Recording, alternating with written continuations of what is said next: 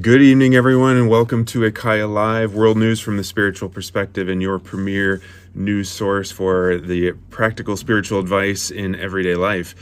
Tonight we have a fantastic topic that is top of mind in a world full of chaos and uncertainty at the moment: abundance, manifestation, how to make the life that you truly want.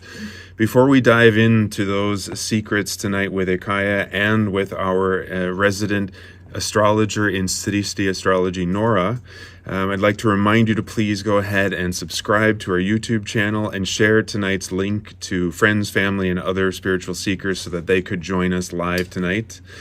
And a reminder, IKYA Live is a news program unlike others in that you get to ask questions directly of IKYA.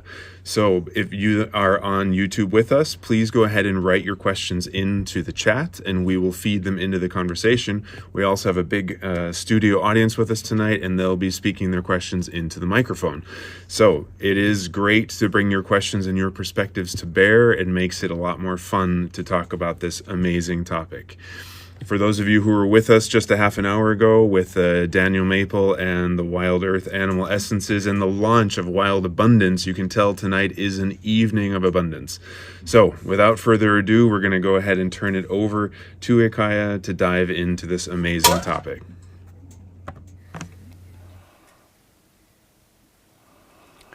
Welcome. Today we're going to study abundance. And also, we need to figure out what it is and what it is not. Because when people think of abundance, they think of more stuff, right? All the stuff you don't have. And everything you truly want and you don't have it.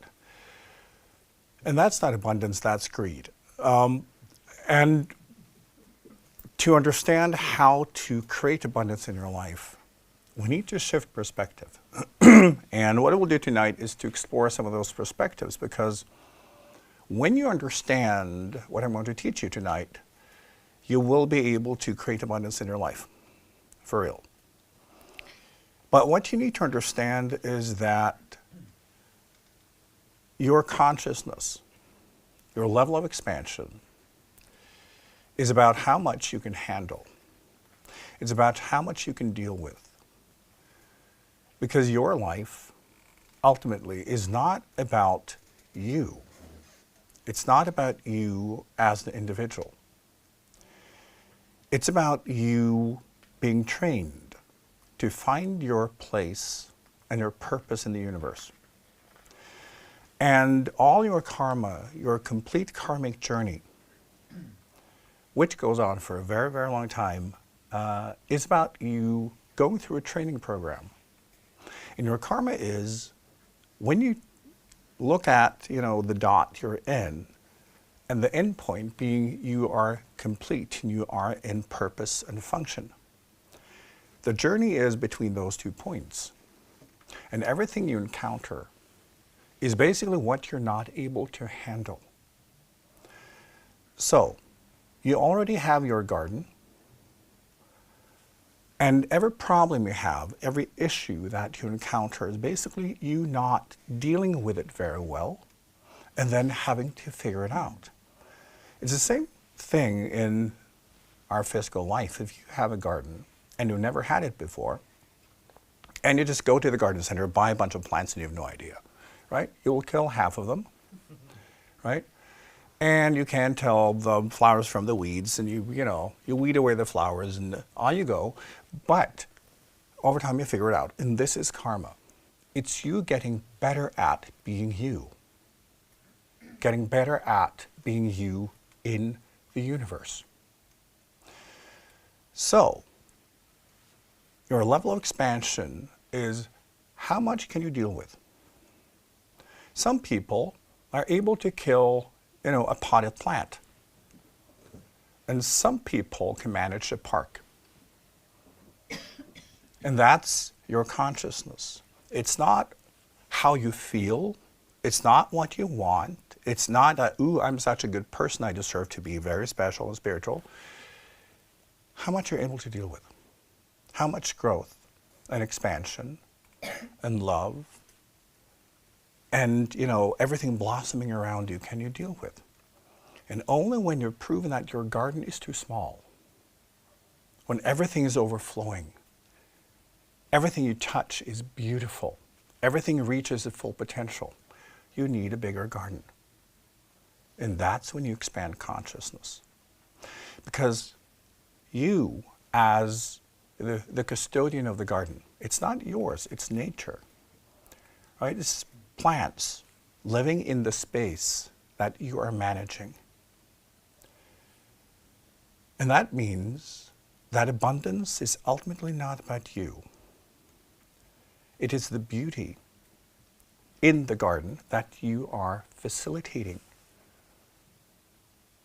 And often, the solution is, when our garden is then withering away and we're killing half of it, we say, well, it's because the garden is too small. I need a bigger garden. I want more, right? I didn't have the right spade, right? Or the right rake. Or even the watering can is a little wonky. Like, it's probably that. And then we want abundance. We want more stuff, right? And this is like the cliche about many guys.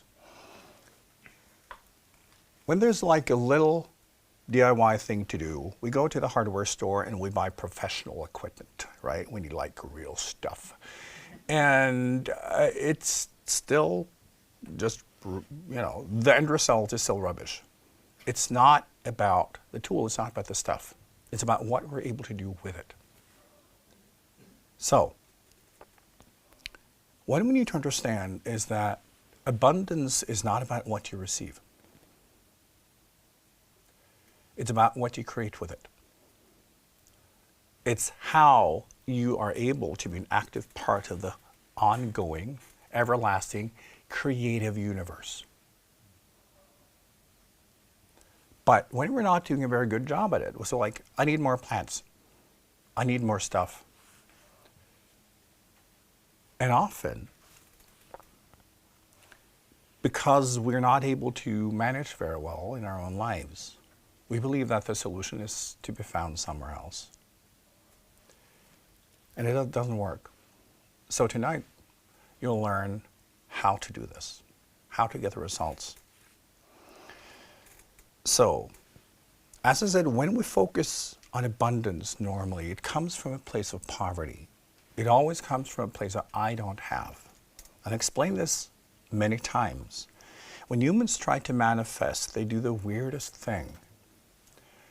They think that it's a consolation prize. I don't have this and I deserve it. So I should have it. And God should give it to me.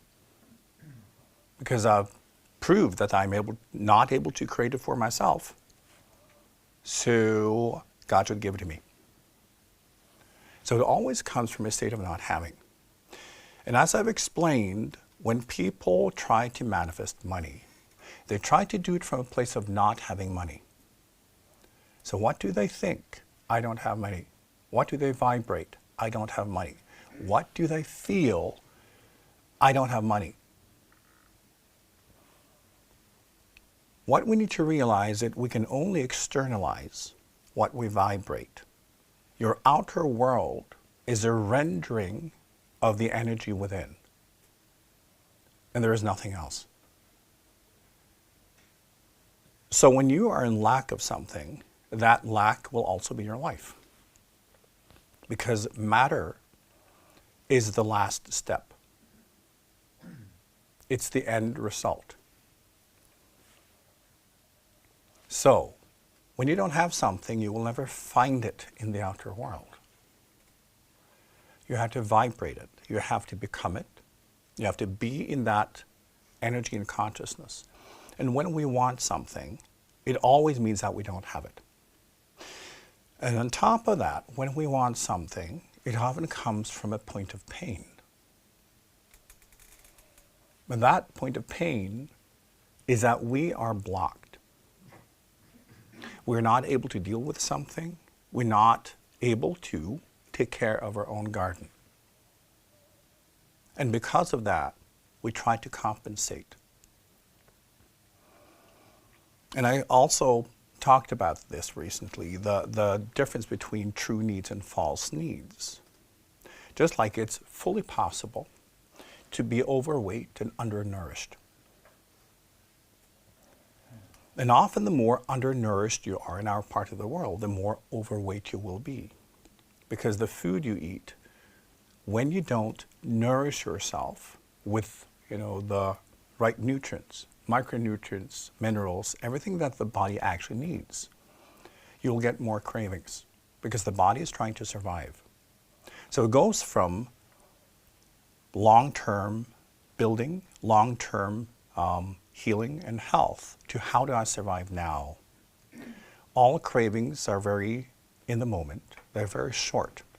So as I often say, when you lack minerals, you will crave sugar because the body will use sugar to compensate just to get by another day. And the food industry, of course, has figured out, oh, this is how we make money. So instead of giving people real food with the nutrients we actually need, they produce as much nutrient light, foods as possible. But with the compensation foods that will trigger reward chemicals.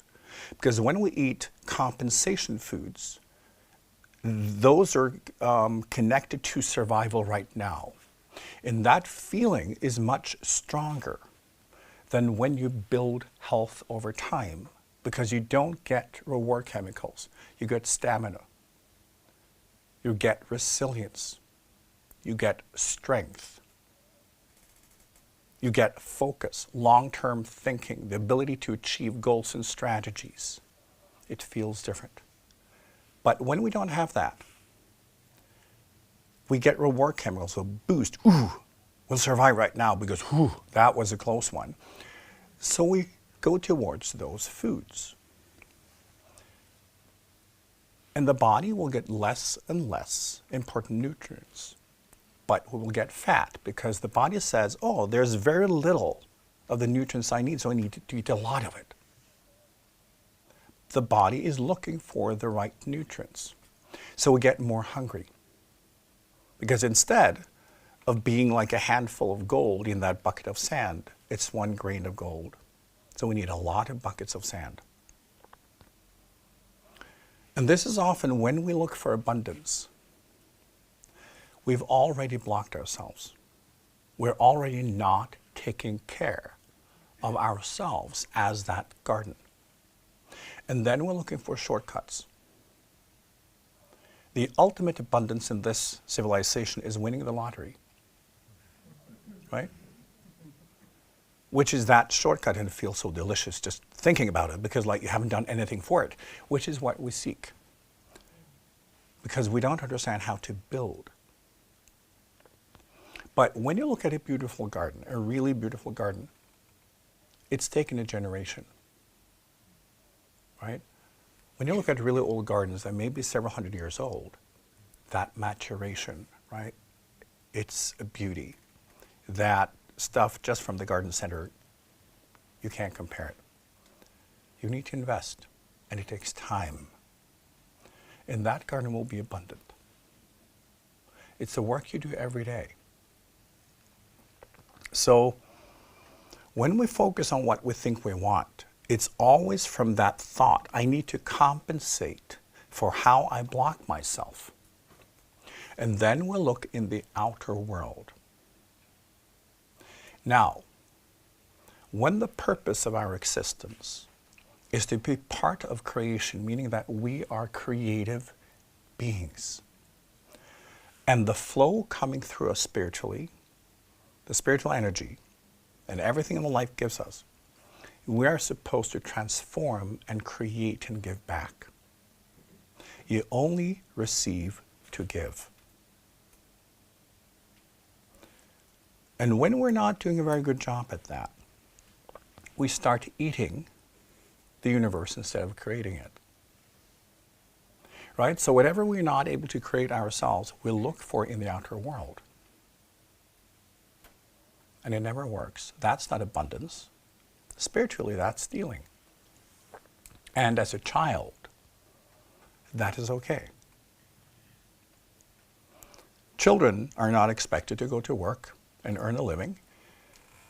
They're expected to sit there and eat your money, right? And just take everything because that's what's needed.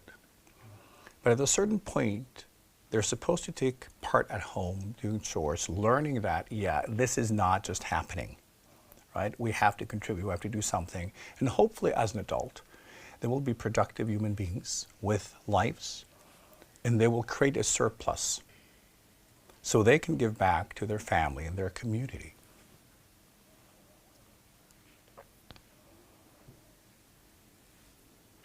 So, when we understand we're only given so we can give, it changes everything, because then it's not about you. And whenever you have this need that you want God to fill, you're not doing your job. And remember that you are in training to fulfill your spiritual purpose. And something that I always find really funny is when people come to me and ask, what is my big spiritual purpose? Because people want to know. And I point to it, that's your life already. That's a boring answer, isn't it? But your karma is your training ground. And how you're dealing with everything shows, are you able to deal with it, right? So when you have an assigned garden already, and you're working in a tiny, tiny corner of it, if you're making a mess out of it, you will not get more. You have to show first. Everything you're dealing with is training. So you're already doing your purpose. You're just not doing it very well. And that's what's really going on. So see your karma as how you get there. But people want it to be something else, right? My life is shitty, show me my purpose. Because that has to be glorious. Take me out of here, and you know. And I've talked to people who come to me and say like, well, if you only made this so I could be very rich, I could then give to people. Sure you would, bitch. But no, you wouldn't. Because you have no respect for the resources of the universe. Otherwise, you would have been able to generate it. Right? So, if you want abundance, you have to create it, you have to build it. Because then it's sustainable. Then it's permanent. It's not winning the lottery, because that's once. But that's the fantasy. We got this big gift and then we can just relax. But you are to become a creator. Because you are. You've just forgotten what it is. So, how do we do it? One practice is to live fully. The thing is, if you take into consideration that life has already given you everything, because it has, what you're dealing with is how much of it you have discovered, how much of it you're actively using in your being a creator, and how much of it are you creating with. I've explained this before, but when people pray, they pray for a finished product. Please give me this, please give me that, please make so that that happens. We want there to be a magical solution because we are incompetent.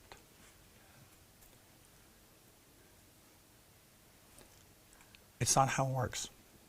And this is why your answers are not what you want them to be, because you want finished products.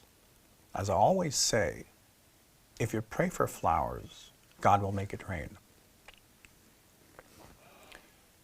If you want love, God will show you heartache, deceit, and lust, so that you can learn to love unconditionally, including yourself. We have to study how we are blocking life. Because a low level of consciousness means that you are a straw, not a waterfall. So you will be thirsty. But everything has to pass through that straw, because that's your level of consciousness. It doesn't mean that life is not abundant. You are not. Life will not give you abundance. You have everything. You haven't figured it out yet. Everything is available to you, but you're not paying attention. And this is the tricky thing. When we are in pain, are we paying attention to anything but our pain, right?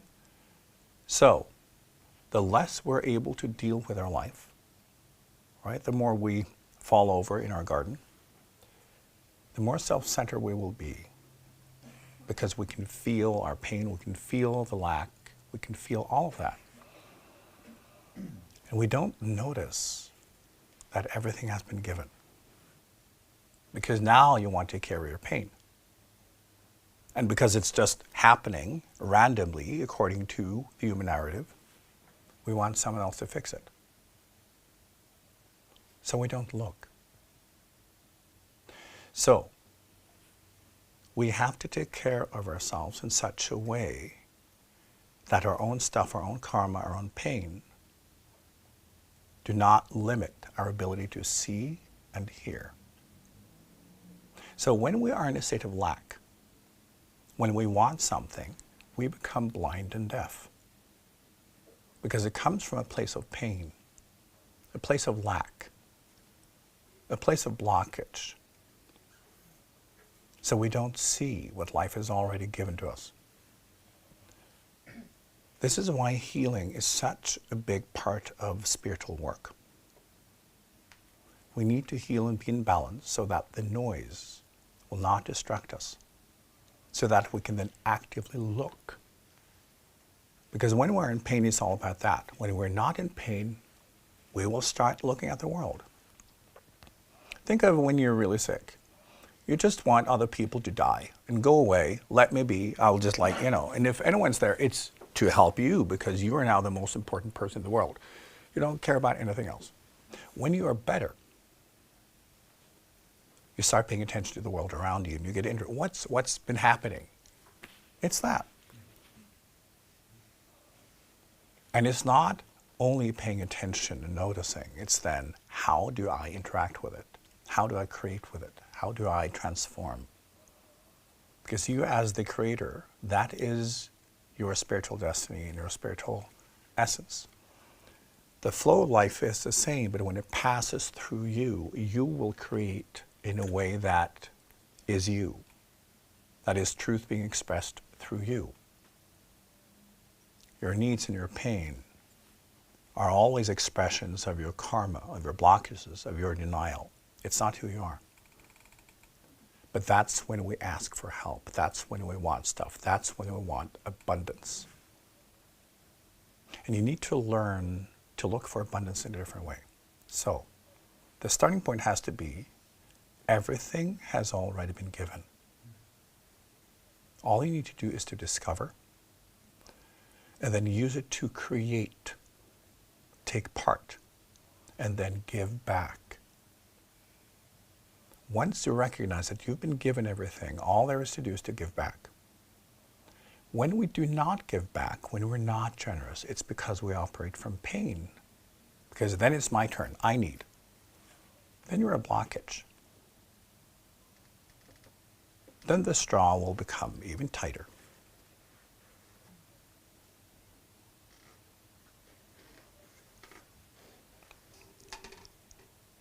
And one thing we need to understand is that you can only give what you've got.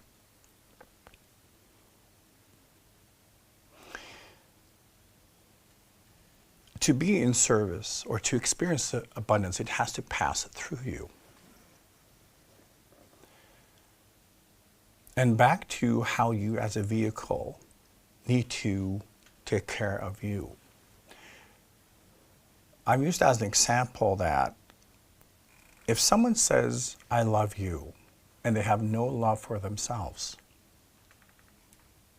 they're not filled with love.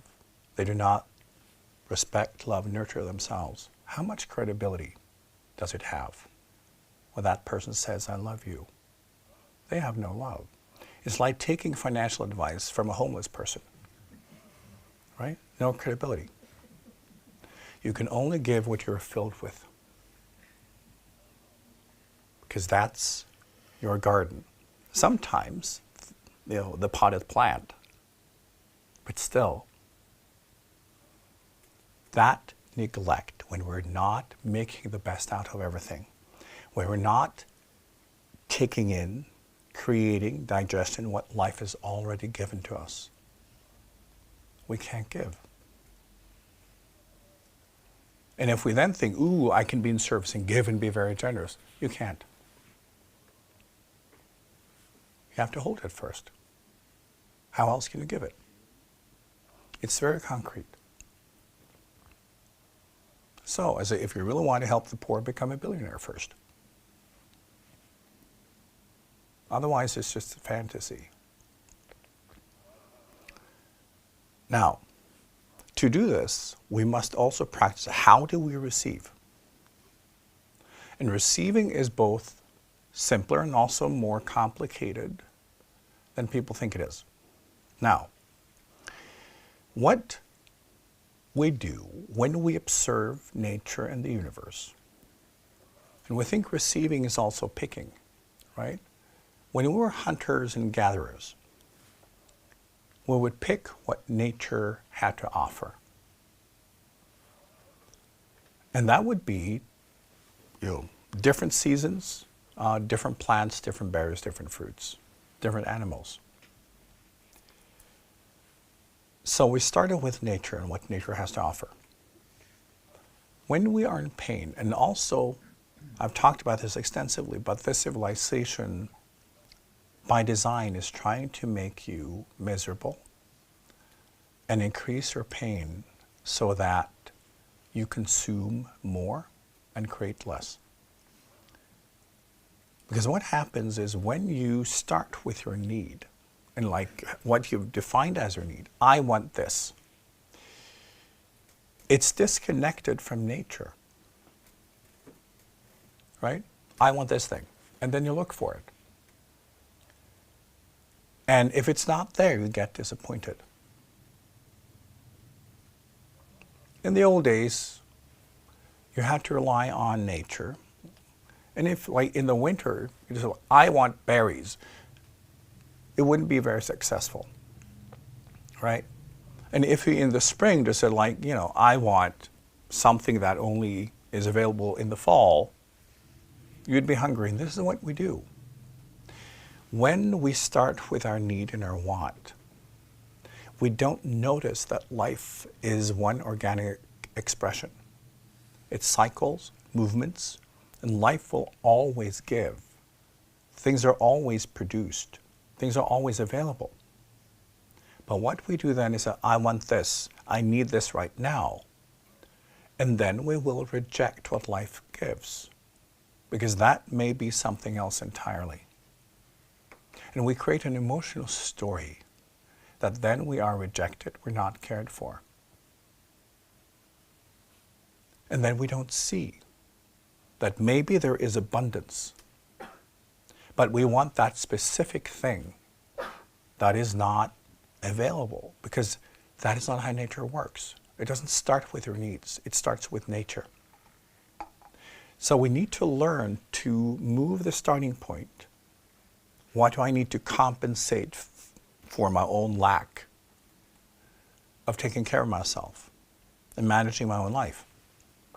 And just see, what is life giving now? What is available now? And, when you cook, if you like cooking, enjoy it. Hopefully, you will use seasonal produce. And that's fun. And it will be interesting because it will change all the time.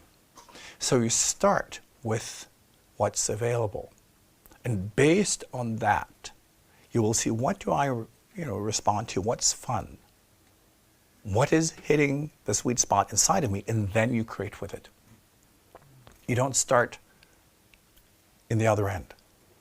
And this civilization is teaching us to feel our needs and pains completely removed and disconnected from nature, so that we will never find it the natural way. We will never look for it. And then we suffer, and then we buy stuff. So, Just like with obesity in our civilization, we've never had more stuff and we've never been poorer. People have never been more dissatisfied with their lives. People have never felt that they don't have what they need. Because we're so disconnected from nature and everything life gives us.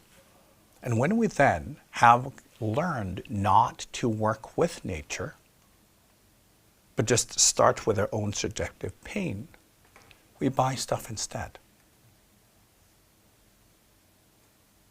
Life always gives. And just like when you look at the ecosystem, we all eat each other. And when an animal eats a fruit or a berry, it's part of the distribution center for a system for that plant or that tree. It's how the seeds are spread. So it serves a purpose beyond that animal or bird eating that fruit or berry. It's to pass it on. Even digesting may help the seeds because they get fertilized at the same time. It's always passing it on, it's always being part of it. And humans today are so completely removed from this. And then we're not abundant. So, abundance is a state of consciousness. It's when we are in harmony with life. And we realize that life cares for the whole ecosystem, the entire universe at the same time, and we're part of it. But we cannot start with our needs and our wants because that is not abundance. We're then in denial of the abundance that actually exists. But part of the self-centeredness comes from childhood as well, because that's like children don't understand how anything happens. If you look at an infant, when they're hungry, they will scream and milk will appear. When we are immature spiritually, we do the same thing. We pray to God in fetus position and expect magic to happen. And when it doesn't, we feel abandoned. It's a sign that we're operating in a very low, very basic consciousness. So try to free yourself from that approach and start with the obvious. You've already been given everything. You will discover all of it when you start giving back for real. And then it's how much can you give back? How much are you able to manage? How big a garden do you need? Because that is how and why life will open your channels. And only then. Life does not care about your needs because that is you being blocked. That's about you being in pain, not being in harmony, still struggling with your karma. Life says, well, yeah, that's how you figure it out. By experiencing the consequences of your own disharmony. So that will not be changed because then you grow more slowly. You have to find balance. You have to figure out how to work with the space you're already in.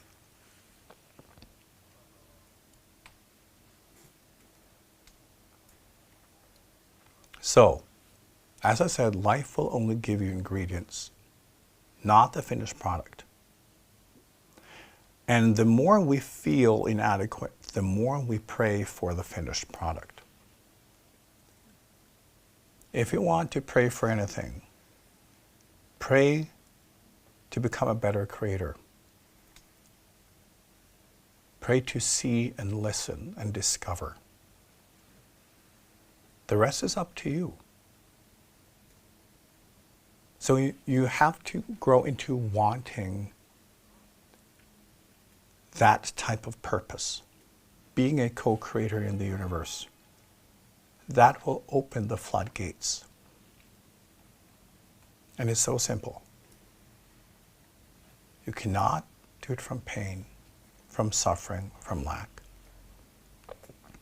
But as I said, it's such a big part of this life form and this culture, and it goes back to when humans were, a young life form still, and when humans came together as small tribes. Most of our brains still live in tribes, that tribal state. And most of our psychology can be explained from that template. And humans have been hierarchical from the very start, but hierarchy and power is always about lack, scarcity, and who controls the resources. Always. A resource can be safety, it can be food, it can be access to God, Whatever we see as scarce, what is not available to all. And the one who has more access or have more of something will be on a higher tier than those who do not have.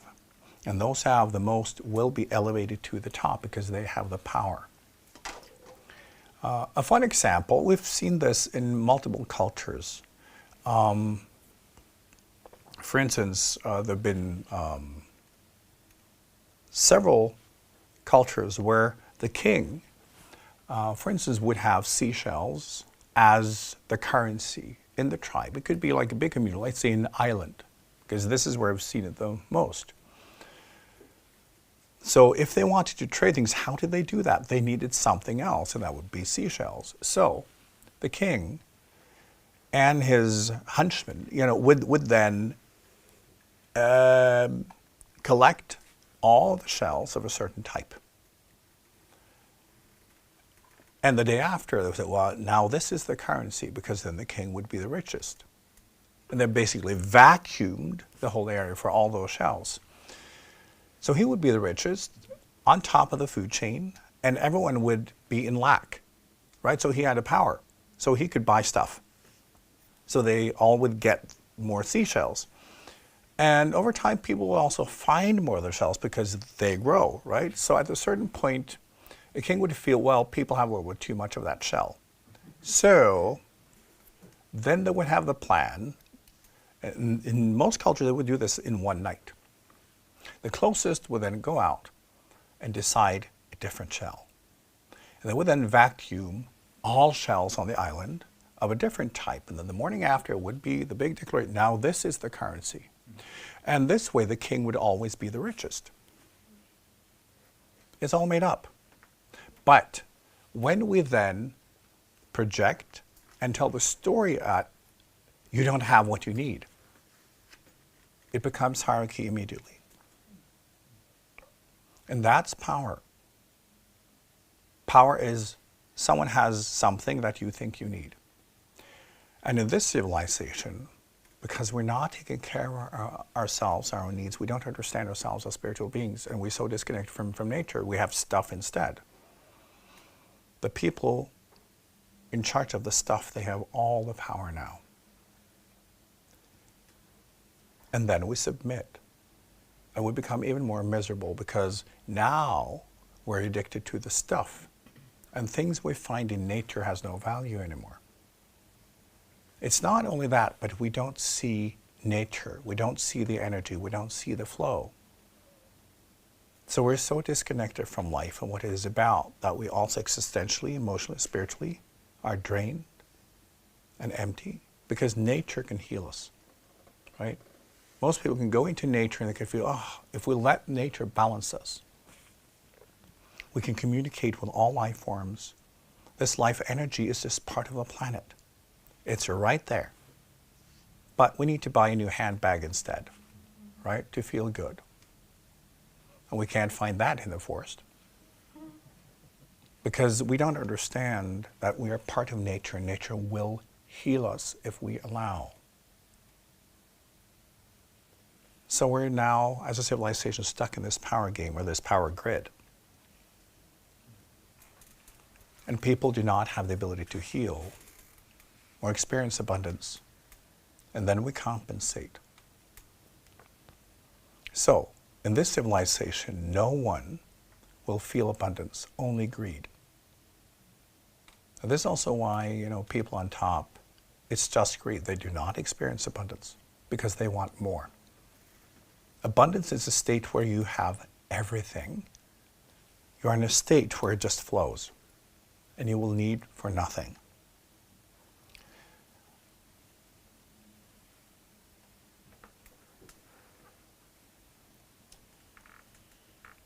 So, back to how we do this. We need to understand that the outer world, as I said, is simply a rendering of what's going on inside of us. Abundance is how much you channel. How wide is your channel? What's coming through you?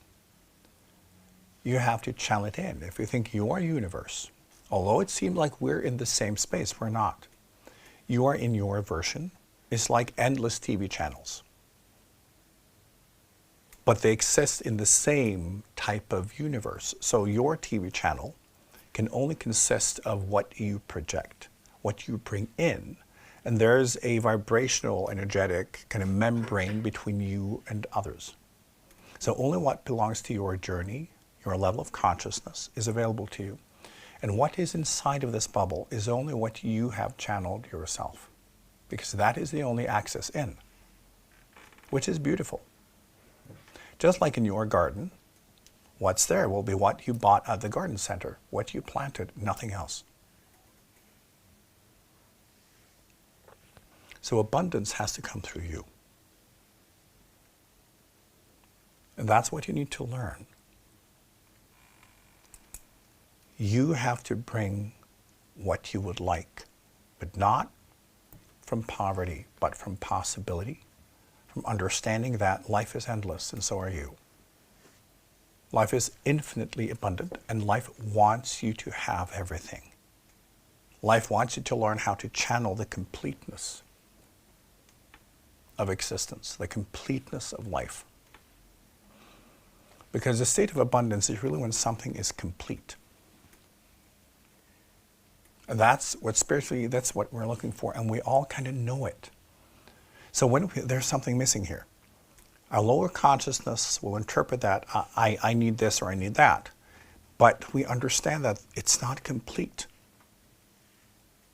Because everything in the universe is already complete. Right? It's the expression of it. And this is also what we're learning through our karma. Every kind of place, every manifestation of karma is basically, you're blocked there. That frequency is not getting through. And then we have to encounter it and injure ourselves with it. So we want to heal, because when we heal and we learn, that is also how we dissolve that blockage so that the flow can come through.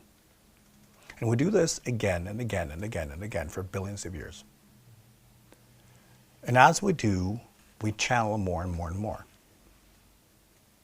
It doesn't mean that it's easy, because as you do, your garden expands. More garden work, right? More things to deal with. But that is also how we grow into purpose. So when people think that, ooh, I want this big spiritual purpose and I'm so important, and you look at their lives. Small life, small garden. And when you think of this planet being a speck of dust in this galaxy, and then there are billions and billions of galaxies just in this one dimension. And there are trillions of dimensions. How much do you think you're able to manage? Right? And this is where the ego comes in. It's just being stupid. But we think, like, yeah, because we want to be part of the great, we know we're supposed to be part of the universe. We know it, but we think we can skip it, right? We can't. It's through your life that you learn. So, your level of abundance in this life is your level of abundance. It will not be given to you because it has already been given. You have to discover where it is, how it works, how to create, basically how to cook with it. If you have like the biggest pantry in the world, but you're not aware of it, and you don't cook with it, you'll still go hungry. Because abundance is not about how big the pantry is. It's about what you put on the table, right? It's fully possible to have a full pantry and still be hungry if you don't know how to cook. And that is purpose. It's what you create with what life is given to you. We think as the ego that abundance is what is given, like what we receive, because we're worth it. But then we're still children. It's still baby food. It means someone else prepared it for you. Then you're taking. It may feel abundant because then you can feel, just like a small child, I'm taken care of. Ooh, I'm special. But you're not. You're someone who takes. So growing up means we understand how to manage ourselves, our own lives, how to manage our portion of the universe, and to channel abundance. Understand that the flow available to you is complete. It's total. It's your capacity. If you have an ocean and you are a straw, and a very, very thin one, try to water your garden with that, right? It's your capacity always. You have to channel. What you channel will become your outer life. And sometimes not just like the opening you have, is like how do you convert it? How do you create with it? How do you learn to turn that into the universe? This is how the universes expand. Every time someone is able to convert that flow into creation, into co-creation, bringing their own colors, bringing their own insight, bringing their own essence, it converts that flow into something, and then the universes expand. And when you're just a passenger, you're living in the experience of what other beings have created. Just like a child. There's nothing wrong with it, but that's then the level of consciousness. As you grow spiritually, you will need to create. And many of you have this experience as well as part of your awakening, that you feel you need to express more. You feel the need to find more kind of purpose and what you are and who you are, and you need to find kind of your way to do things. Yes, that's on the right track, because you are already unique. And when flow flows through you and then you cook with it, it will be unique to you. And when you give it, it will create experience for others they've never had before. We all co-create, we all co-experience. So when you create and you give back, someone else will have an experience of that they've never had before. It expands their minds and their palette, and it will give them ideas to what they can create. This is how it works.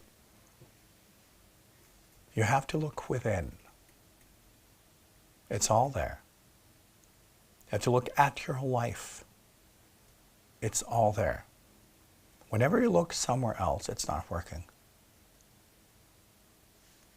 So abundance is very, very simple. It's being in a state where we allow the fullness of everything to come through. And that means for you to try to live fully. Assume you're not. Assume you're not noticing everything. Assume there is more. Assume there is more available to you, and life is waiting for you to discover it and use it and create with it. Is it, well, you got to do that first. And that's why when you feel, I'm not getting anything, well, it's because you've not used what's already been given. You need to do that first. So, when we make a commitment to try to live fully, what does that mean? But just try to feel it. Try to think it. What does that mean? In any moment, are you having the full experience when you are somewhere, like even in this space? Are you experiencing it fully? Are you taking it all in? Or are you in the thought and emotion of being here? Are you seeing, ooh, what kind of need can I, compensate for by being here? What do I get out of it? It's not about you.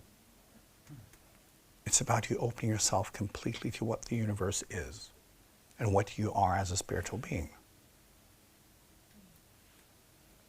Try to experience the fullness of each moment. The fullness of everything you experience, because when we go on autopilot and we are then in that survival state, we will only notice the bare minimum of what it takes for us to be able to survive till the next moment. And the rest is just part of the scenery. It will just be part of the set. Are you really taking in 360, everything, every time, using all your senses, all your abilities and capabilities to fully experience? And when you do something, to do it fully. Not because I want that, because that's very linear. I need to do this, right? All ambition, all goals in that way is very linear, and it's like shortest way from A to B. In what way is that abundant? That is trying to release pain, because when you're in pain, we want that to be released as quickly as possible. The shortest way from A to B. That's always pain. If you want to go to the hospital, you want the shortest route and as quickly as possible. You don't walk around the neighborhood and look at the flowers, or stop at a cafe and talk with people. You don't have time for that. So all linear movement comes from pain. And you want to just compensate for that pain. In abundance, you want the full experience, right? Think of when you're a tourist somewhere and just want to have the immersive experience. And someone living there just on their way to the hospital. Two very different experiences. Because then it's not linear. It's just taking it all in, being there, like trying to pulsate, breathe using your senses. It's that. Every moment, every day. And just see that when we are in a state of abundance, the linear approach disappears. So understand, any linear movement comes from pain, comes from suffering, and the attempt to compensate, because we want the pain to go away. We want to be somewhere else. Where we are is not good enough, so it has to change. Abundance is you stand still, but you're in the universe. So everything pulsates around you. Everything flows in you, through you, around you, and you create and you have fun. You're not really going anywhere because you're in the universe. Where is there to go? Right? It's just taking part in everything that's available, and you realize, oh, it's the same everywhere. Because the divine reality is not where you are. It's completeness everywhere. So you move differently. You experience differently. And this is how you can begin to practice. You need to take it in first. You need to fully experience everything. You need to want that instead of trying to get out of your suffering. And this is also how you begin to reconnect to nature and disconnect from the extremely toxic state that the civilization is in, and the brainwashing we're all subjected to. Life is already rich, but you've been told that you're poor. You're made to feel that way. When you realize that you can channel, it's all coming through you, and you can convert that into anything in your subjective life. Then it's just a matter of learning how to do it and practicing it. But you expand your channel by having more complete experiences of what you already have. Because when you show, I'm able to interact completely with this thing, Then life says, oh, you got it now. Let's give you a bigger one or a different one. As long as there are aspects you haven't figured out, life says, okay, go on. There's more, there's more, there's more. And that's often how we relate to our karma, why people just loop. They do the same thing again and again, because life said, well, it's this one thing over here, and you're still not noticing. You just have to keep going until you do. Because we are on a linear journey. And to find the missing pieces, we may have to shift to a presence journey. Right? And that shift and practicing each moment, just take everything in, everything. Not based on what you need, but that you are a spiritual being in a spiritual presence in a wonderful universe. And you have to learn to breathe where you are. And then, over time, your renderings, the manifestations, will not be about your survival, will not be about your pain. It will not be linear. It will simply be more of the universe being manifested through you because it's possible. Because when you're not in pain, you only create because it's possible, because it's wonderful, because you can, because it exists. Not because you need it for anything. Need will always create linear movement. Beauty is not linear. Love is not linear. Truth is not linear. It's not something you can achieve. There's no power in it. It's just taking part in what is and creating and playing with it. So start where you are. Unless you're able to fully and completely experience your life right now and everything you do, you're just experiencing it partly, right? Then life will say, well, you have to keep looping until you get all the pieces. And then you run around in a linear way, right? In a big space, trying to cover every inch. You can stand still and take it all in at once. And this is what you learn through spiritual practices and true expansion of consciousness. You can enter a space and it's all there. You can't do it in a linear way. And this is also why when we are in pain, when we're in need, when we're in survival, everything becomes linear. It limits your consciousness, right? And it also ensures that you don't, enter too much. Because you can't. You regulate your own consciousness. It's not something that somebody gives you, because that's, again, back to the power models. It's physics. As long as you move in the linear way, it's about compensation for pain. It's not about truth. It's about a self-centered need. And there's a very, very small chance you will discover anything of importance. So think of then the big space available to you, and you're moving in a linear way, and you can only see what's on that path. You have to shift. And that's the completely immersive way of experiencing anything in all directions at once. For no purpose at all. It's only when it's meaningless, it's delicious. Right? When you eat for survival, you really don't taste anything. It's when it's beyond survival that it's art. Because then your senses can be used for something else. It's not linear anymore. It's simply taking part. So in life, you're already invited.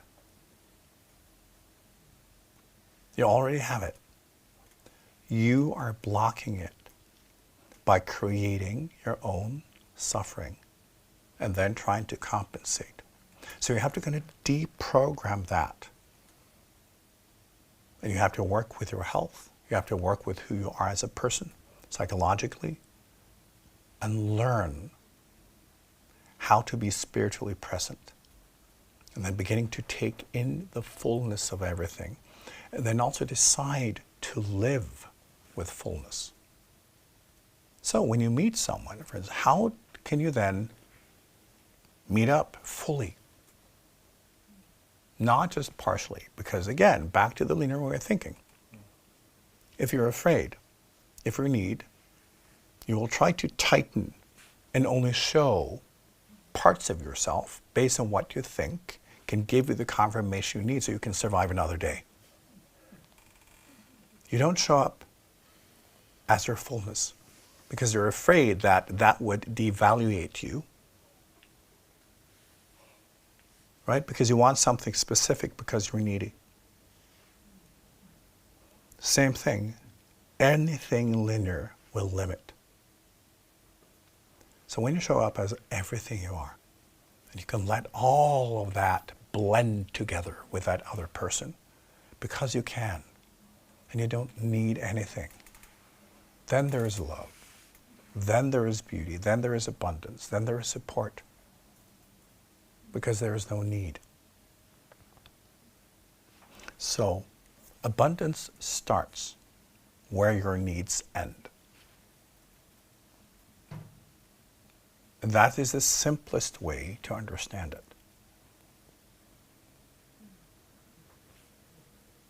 So learn to take care of your true needs, but also see that a lot of the needs we have today are false. And we can choose to go beyond them.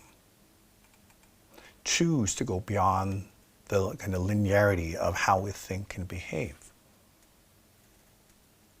Beauty can be achieved when there is nothing in particular we want. It's this expression, right? It's expressing our essence, expressing our place in the universe, and just creating something that other people can enjoy too.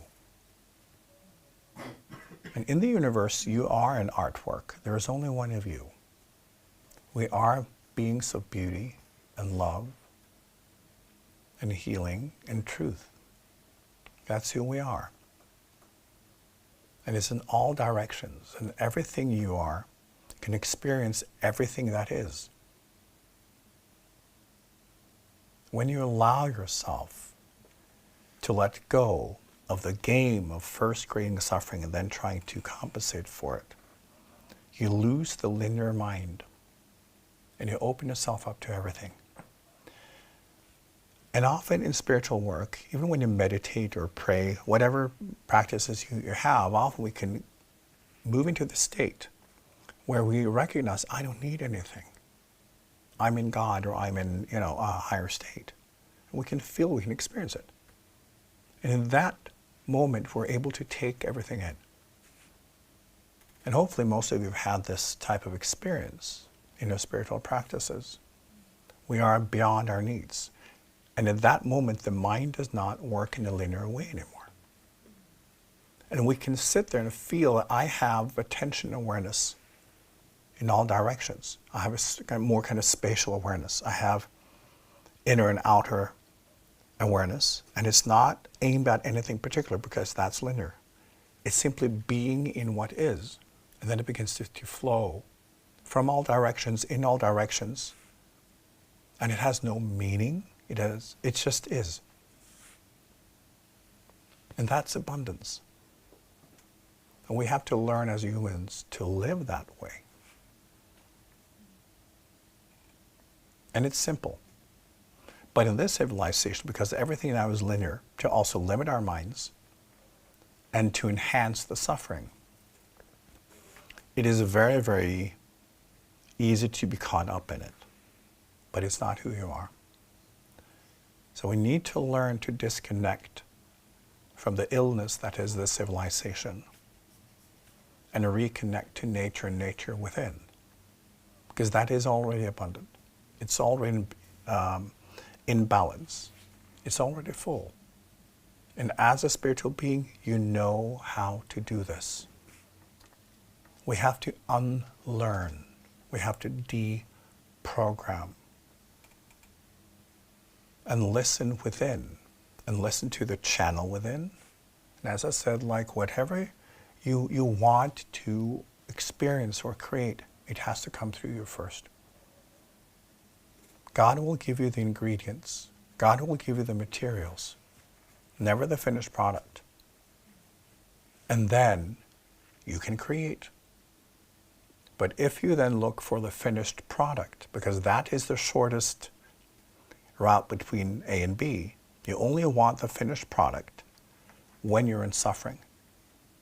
You want the quick fix. If you enjoy the ride, you want to take part. Right? The difference between junk food and cooking at home. When you're filled with love, you want to cook at home. You want to share. You want to share a meal with your friends and family, and you want to share a love that way. And you enjoy the time spent cooking. If you're in suffering, you just want to like feed the pie hole, and just like, I'm hungry, right? That's linear. So for you to engage in your own life and discover that your suffering and your pain is not that there's anything wrong with the point you're standing. It's that your experience of it is incomplete. And that is what's creating the pain. Because then you are dysfunctional in that point. Yet the point is full and complete. It's in us. So then moving will not change anything. So understand wherever you're standing or sitting or laying, it's all there. And therefore try, look again, listen again, feel again. And try to let go of the linear approach. And just, it's all here. It's all given. The more I open up, the more the completeness of where I am will become tangible to me. And those are the ingredients. And then, how do I create with them? How do I cook? How do I give?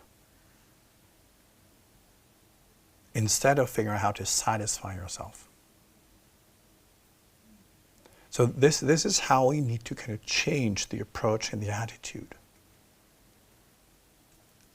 And it's not difficult. It's just that this civilization teaches you only the one way to more suffering and dependency and enslavement. But this, that I just told you, is the path to freedom. Now, Nora, we will take a look at also what's happening from an astrological kind of perspective right now, because there are always like fun things going on, and also how you can utilize the different energies. Is that on? No, I think it's off. Yeah, let's see. It's the wrong button. Oh. There we go. Lovely. Thank you. Mute. There we go. There are, in the working with cycles, yesterday we had the full moon, touches really upon as the second full moon in Gemini and Sagittarius, or Sag as we call it, really to find that centerpiece inside and starting to redirect from all we observe to the inner landscape. And that's just a short cycle. There are some huge cycles this summer. And one of them was around during the Renaissance. Pluto and Uranus in a trine, 120 degrees apart, and in the middle, Neptune. Yes. And then we could kind of get a monitor. Are we leaning this way or this way? How is this upgrade going? And that's going on this summer. So we are part of so many cycles. Yeah. But the starting point, that's the one thing that I've made most notes about. That Uranus is entering into Gemini this spring. And we have to swap our starting point. The polarity, in a way. So that things can start be productive. Yeah. Otherwise, we will produce the same loop. Exactly, and this is important because, like, what is happening is, and we talked about before, this is a very special year. Nature will support anything because there is an extra energy, like supporting movement. And basically, what we're confronted with now in this phase of the year is, as like starting points, and also where do you enter? What do you actually choose? Do you choose to repeat? Do you want to step into something higher? And how do you do that? We need to be aware. Because we have the opportunity to either just repeat and go into old cycles yet again, and then we will get a push in that direction, because this year the energy is like, whatever you choose, you're on a horse, and life will push you and say, okay, good luck. So in this part of the year that we're now, it's like what do you actively choose? Right? Because it means you have the opportunity to upgrade. You have the opportunity to enter new spaces, new pathways, new opportunities. And when you do that, life will then, push the horse in that direction. If you don't, you can also enter cycles that will last for a while. You can also enter like larger cycles, meaning that, oh, we're here again. Let's go on a tour. And, it can last for years. So understanding that you're on multiple thresholds of opportunity, but you have to learn to do things differently, make different choices, challenge yourself, to then truly kind of utilize this kind of unique moment. And most humans, they will just like, yeah, what's new here? And we'll just continue. But the consequence of that means that you can also enter cycles that will then kind of lock you in to the same patterns, the same life, the same things, and you will revisit old karma that you're really done with. But because of habit, you choose to take another round for no reason at all, while life also has presented you with opportunities, and you will only enter those spaces when you notice, when you choose, when you go beyond autopilot, when you go beyond the kind of complacent state of the mind. So it means we have to be more aware, and we have to want to be part of life in a different way, because then life will push us in that direction. Using our intelligence, we can't do this on our own. We need to support ourselves. This inner dialogue and meditation, contact with the inner for real, is massive. I mean, Shristi astrology wouldn't work if we didn't approach it from the inside out. And my first question to you 5 years ago when we started this training was, why is not the earth in the agenda? Why is it not visible in a chart? Because none of the astrology schools shows it. You can draw it in by hand, but it's not there. And the beauty is just what you talked about this night. We have to recognize our starting point. We have to recognize where we're standing, and this is real. And because of the Fire Horse year, it's kind of an opening scene where we can study how can we build on our talents. So it started in 1966. Some of you lived back then, and in that you all did, but not necessarily here. Yeah, so some were already here, and some of you were here, but you weren't living. So we got all sorts. Yeah, whatever. Yeah. So that kind. So these phases, they come around, and then we go in circles, and then the loops are so long we don't recognize it's a loop. Yeah. We think it's an upgrade, but this time it's about also using our intelligence. Saturn is an interesting aspect this summer because it's not moving. It's from our side when we recognize Earth, almost going backwards because we move on the inner. So recognizing that things actually needs to come from the inside, we need to invest in different strategies and use our intelligence. And what you just shared is the intelligent way of being human. Yes. And so that's one thing. And then you have the summer solstice. If we want to take advantage of full bloom, the planet, the sun is at the highest, it can't come any higher. And there's nothing more to unpack. It's really right in our face. It's blooming time. Everything in nature is showing up at its best version. Are we?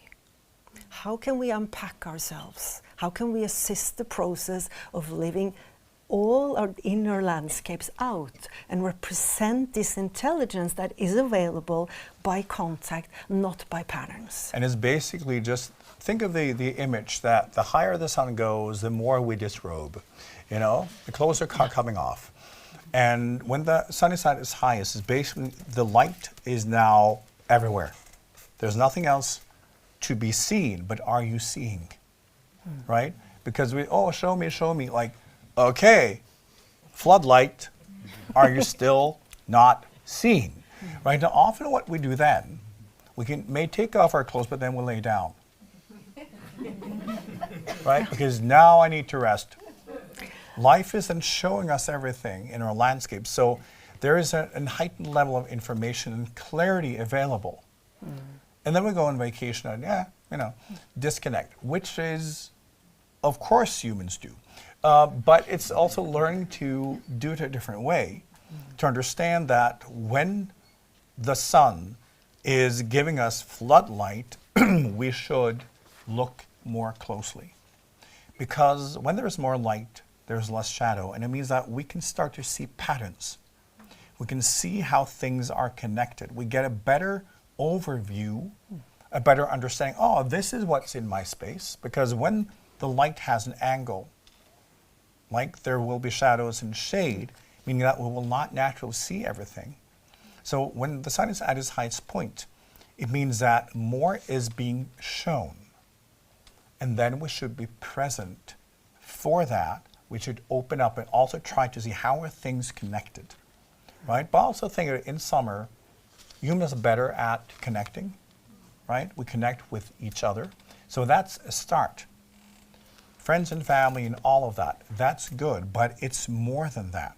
So it's learning also to utilize that part of the year and what's happening right now, because it's also, as I say, it's the reconnection from within and understanding that you are the vehicle, you are the channel, you are the only creator in your own life. You are a God in the making, and we should behave like one. Meaning that creative fully and making use of everything that life is. So when the sun is at its high point, it's like, this is your space, right? And try to utilize it more. Try to open up more, and that dialogue with the inner, because that's also what's happening astrologically now, is to redirect. You need to reassess from within. You need to reconnect so we know, oh, where am I going? What was I really doing? So we can then move out of the passive state, because that's when we will just re-engage in old cycles. If we then reconnect and become aware, oh, this is my journey, this is why I'm here, then we will more naturally move into the new potentials and choose the doors and spaces where we have never been before, right? So that's kind of the trick of this summer. And then that it's also this assistance from being a landscape. Like we're far bigger than we are, and really tapping into showing more what we are, not search for it endlessly. Like we've seen in the winter, we have planted something, now we have seen it come up, and we have to start engage with it and co-create with it. Co-create every second of our lives. It's so easy to say, but to co-create with all our capacity and the intelligence that we already have there with others, instead of sitting home and waiting for because perfect. if you think of what we do in the spring, we plant seeds, right? And we have no idea what this is. We just love the seeds, and then they come up. And during the summer, we can see what it is, right? How do we then engage? How do we assist this plant in reaching full bloom? We have to engage in a different way, because in the beginning, it's just a seed, and we water it and this, but we have no idea. Now it is showing itself. Each plant will be showing themselves. And then what, right? How do we engage? How do we interact in such a way that it becomes more productive? If it's a tomato plant, it's different from an apple tree, right? And it's like figuring out, what is this? How can this be productive in my life? How can I be productive in my co-creation with this plant, right? And this is what is happening in your life as well. You have planted seeds, and things are starting to come up. Engage intelligently, as this is, so we can learn and understand, how do I get the most out of it? Because that is co-creation. It's not just waiting for something to kind of bear fruit. It's for you to engage, co-create, be there, use yourself, be more in this immersive experience of our own life.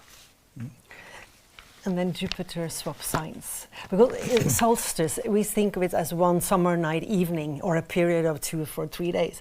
It's a starting of things being very open. And then we have the aftermath, where everything grows up. We harvest later. Yep. So that beginning of season, we're entering that now. And then we have the eclipse season at the end of August, where we're going to show up with a new dominance in ourselves, based on wild abundance from within. So we have this way of learning and exploring and exchanging. How can I do this? So by August and September, we have the insights. Oh, it did this to me. I created those ripples. And now as Jupiter is swapping sign into Leo, it's a lot about giving. Yes. It's love, share, and repeat. Yes. All over again, love, share, and repeat. The gifts, Jupiter is connected to gifts, but we have to give them. Can't sit and wait for them. And it's also doing it in a visible way. Yeah. It's doing it with intensity, with enthusiasm, and kind of training yourself to be that person. Because that's the potential this summer, is training yourself to be more full, being more present, doing more, creating more, sharing more, giving more, and also let that change your personality. Because for most people, this is not normal. It's not natural, because most people just feel, I don't have this, I don't have that, and that's the excuse. If you want to get something, you have to give it first. And for most humans, this is such a strange concept, but basically you have to channel it.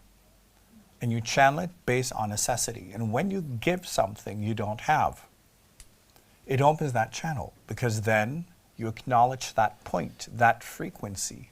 And when you start giving, or when you train yourself, I want to give in that area of myself, the channel will open and you will begin to channel it. It's the quickest way to fill your life, is by giving what you don't have, by practicing being that person. And especially this summer, again, you will get support in how you change, the new choices you make, how you want to be different or better.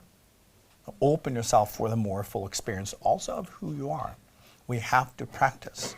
But again, this summer is much about, do you choose old patterns in the face of new opportunities? Or do you actively jump in? Life will support you more this year than next year when you choose these new pathways and these new ways of being. And you will more quickly grow into this as personality. And then, as I say, like already early fall, August, September, from an astrology point of view, you will already be tested. Yeah. So it's quick this year. So, okay, do you remember anyway? Because it basically like, when you go on vacation, you have these epiphanies and you make all these plans, and then you go home and then you forget all about it, right? That's often what happens. So this year, from an astrology point of view, you will be tested. Okay, if we want to help bringing you there, we also have to test, do you actually remember any of it? Do you stay with your commitment also when we don't support? So life will first say, I support, then hands off, and say, okay, can you keep your balance yourself? If you can, then life will continue to support. So you have to train. And this is a very intense year. But you can achieve a lot in a very short time. But from an astrological point of view, it's interesting how you can go through this training program and you'll be tested. And it can be over before you know it if you don't pay attention, right? It's that type of year. So we just need to get with the program. And then the inner dialogue, the practice, the discipline. The funny thing, Jupiter moves in Leo on the same day as Chiron, where we find ourselves to be authentic and the healer. Everyone talks in astrology about the Chiron being the healer. What are we about to heal? By looking at the astrology and looking what's coming, we can already now prepare for healing our values and valuables. Yeah. It's going into Taurus and is on the same day as the birthday of the American states. Right. So I think it's interesting how this also comes into world astrology with Russia and America being activated this summer. One thing about Chiron though is like basically when you think of healing, it's not heal me because I'm incompetent. Right? Because I can't do things. It's the opposite. Chiron will heal when you're done. So basically, when you've proven that, okay, you have transformed, you have changed, then it can assist in completing the process more quickly. Because often when we change, there's afterbirth. Basically, there's aftermath, like stuff And that's really what that energy can assist us in healing, so we can move on faster. When we've shown that, okay, you're serious about this transformation, then it can come in and assist you so that you don't get stuck in, oh, I got to tidy up, I got to get everything in place, because that's really what healing is about. It's not healing you into competence. It's when you have already shown competence and skill and transformation, then that what is left can be healed more quickly. So that is also the help we can get this year. The jumping before you're ready. It's about that process, which is part of the fire horse year. Yeah. And then the to observe through, I think Uranus is such a friend this summer, to really be ignited by some starting points and values, and insisting on being on the right side of that math, and insisting of trying again and again, batting in the saddle if you fall off. And the important part of Jupiter this summer is also the remembrance of the we, to move from I to we. Me is the opposite. If you turn it, is a W, we. And then by the eclipse season going into us, there has to become us. There has to become some kind of directional steering and divine guidance based that we are common, we are similar, we are the same, and we operate with two ears and one heart. Yeah. And it's basically, when it comes to abundance, it's understanding that as you, as an individual, you will always be a teaspoon. And you're faced with the ocean. It doesn't matter how wonderful you are as a teaspoon, you have limited capacity. A teaspoon cannot hold the ocean. And often what we think is, ooh, I just need to make this spoon even greater, the greatest ever, It's still a teaspoon. It's like understanding that for as long as we are an I, we have limited capacity. We have to go from I-ness to we-ness, which is being of connectedness, living in connectedness, understanding that we are we. We are part of oneness. We are an interwoven, integral part of what is. And the individual is simply a microscope that you use to study certain things karmically, but it's not who you are. So the illusion of you as an individual means that you will have limited capacity. So it doesn't mean that the teaspoon will go away, but you will not use it to try to hold the ocean. You want to say, oh, this is what I use in my personal space. But to access the universe and to be part of the kind of greater experience of what is, we have to transcend into something greater. And the thing is, as I always say, your natural state is not I-ness. It's not individual. It is being part of what is. That is who you are. So it's not the I-ness trying to become we. It's stop pretending that you are an individual and learn how to exist as connectedness, even in this form. And it's something we need to practice. But then guidance comes, because then you're connected to everything and everything will flow through you. It's very simple. And once you get it, once you fully experience it, and when you begin to remember that, oh, this is what we are, this is what I am, it's so simple. And then what you feel is a little tight around the waist when it comes to you being an individual in a body. It doesn't feel as tight as anymore, because you can just transcend. You can go back and forth between different states. But what you are is far too great to fit into an individual. So in the individual, it's only parts of what you are that can fit. You will not have the full experience of what you are as an individual. So this is also what you're offered to practice this year, to try to go beyond that I-ness into the kind of great we-ness of what is. That intelligent action, and then the shorter cycles, the full moons, have every time this summer this potential to show by the moon being lit up, really getting close with nature and seeing our true nature of compassion. Empathy will be studied in July. There will be many points, but we might recognize the world being going off in the total different way. So if we study love, we will see something else. Yes. And that's where we insist, we ignite, and we show the way. So it's part of this being part of small cycles and a unified cycle of this globe, and a spiritual tradition and a spiritual capacity to be active in states where others become passive.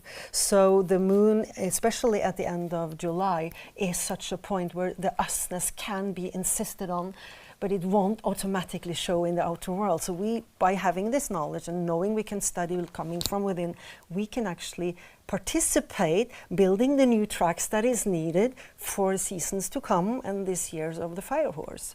So it's vital that we actually use astrology as a planning tool when we know what kind of worry or surface we're going to walk past this autumn. Because it's really just understanding that astrology simply shows what is nature growing, what is the season, because the seasons of cycles are different, right? So just like we within 1 year on this planet we have 4 seasons, but when you look at it from an astrological point of view, we have several hundred of them. But they last longer because these are the cycles. So it's basically understanding what season are we in, what is nature growing also in us, because we're part of nature, so whatever nature is growing also happens in us.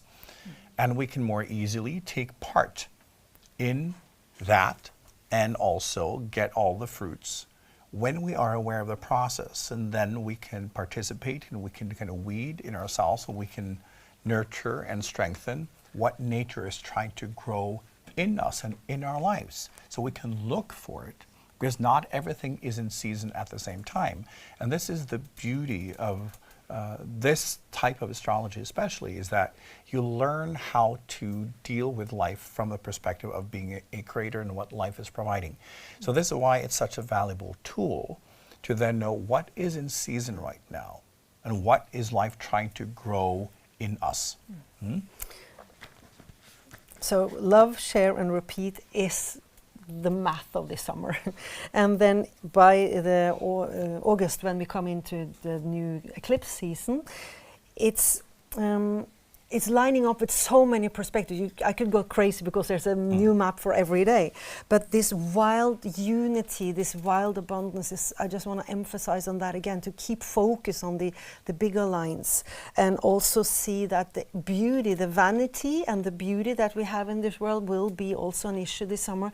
We acknowledge ourselves, even us in this room, what's beauty? We certainly have some definitions. So to loosen up and really get into the flow of what our current beauty will be at any moment. It's part of the lesson of learning. And then, as we started with, we are part in a renaissance. We're part of cycles that are really, really old, and observing, where am I going? We need to have inner practices. Otherwise, Shristi astrology will not help you if you just count on what's coming towards you. It has to have an active state and the will to co-create with the moment. And the eclipse season in August is going to be such a massive experience of, I did something, I achieved it, and I participated, I danced.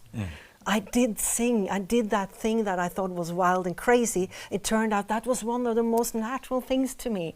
This is living the abundance and then sharing with others who are confused, not living from the inside. Right. And this is why it's so important to focus on abundance right now, because again, when eclipse season comes, it's all about nature testing you. Okay, do you remember, where are you without the support? Are you able to stand? Are you able to do? Are you serious about this, right? So all summer, try to transform as much as possible, try to expand as much as possible, try to open yourself fully, live fully, choose fully, experience fully as much as possible, because then most likely something will stick, right? Something will transform within, and that's what we see in August. Nature will then say, okay, are you there? Like, what has actually stuck? What are you serious about? What have you turned into practices on a daily basis? What can we see the starting point of new kind of personality structures, more natural behavior? And that is what will happen in August, right? So just like jump in. It doesn't matter if you're prepared or not, just go all in all directions, and insist on abundance. And try to give abundance too, because that's generosity, right? Understand that when you give, you're also giving to yourself, because we're the same being, right? And just try to be open, be loving, be heart. This summer, we really have the possibility to change our baseline, where we're our starting point, our connectedness. Jump and then we get ready. There's not much more than these things to share. Other ones then when the autumn comes, September, October, planets start to go retrograde. So it's like, okay, we're listening. We're on the same spot. We haven't moved. You won't be giving this big reward right away. You have to still be the same person and live in the seasons. Because now it's up to you. Yeah. Right? So then it's bringing that into the life you already have.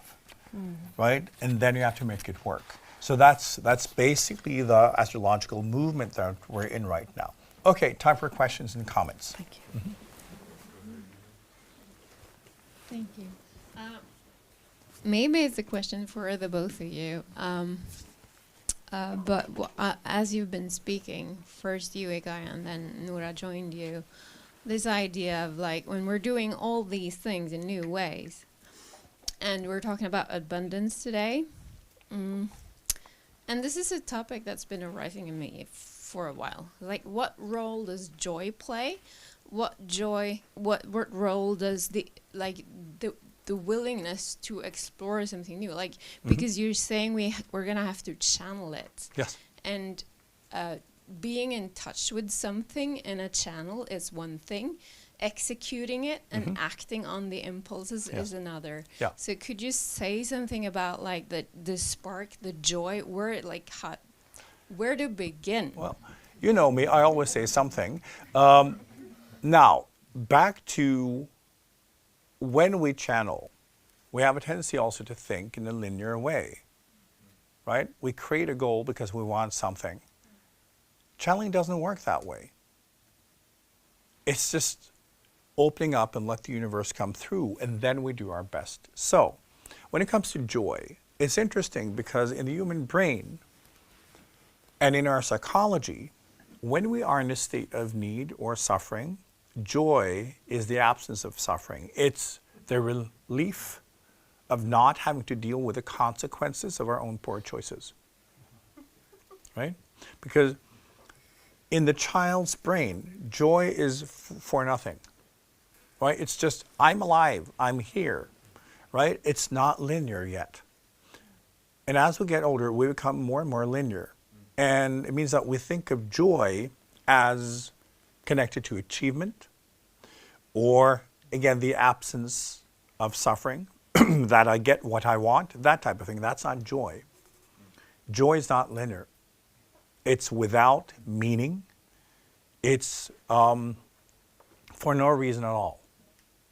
So it's important to learn to practice joy and to choose it. And joy is unconditional. Joy is immersive, right? It's just experiencing it. It's a state where you share it. And you may have experienced something that is part of releasing it, but the joy is something in and of itself, right? And if you have experienced true joy, you know what I mean. It's this very kind of childlike state where you're just happy and you love everyone for no reason at all, right? And you have no thought, or like there is no linear thinking in it. It's not something to be achieved. It's just the state. And that is, in spiritual traditions, how one sees joy. And therefore, joy is considered a very important state. It's one of the first states we can recognize when we begin to transcend. Because in the human brain, happiness, joy is conditional, right? It's the relief. It's like the end point of something. I did this and now I can be happy or feel joy. But it's when it's just there, when it's a chosen state. Just like love, right? You learn to switch it on because you realize, oh, I'm channeling it. It's not connected to anything. I don't have to do something in the outer world first. Channeling does not require me to do something in the outer world first. I let that come after as an expression and manifestation of what I'm channeling.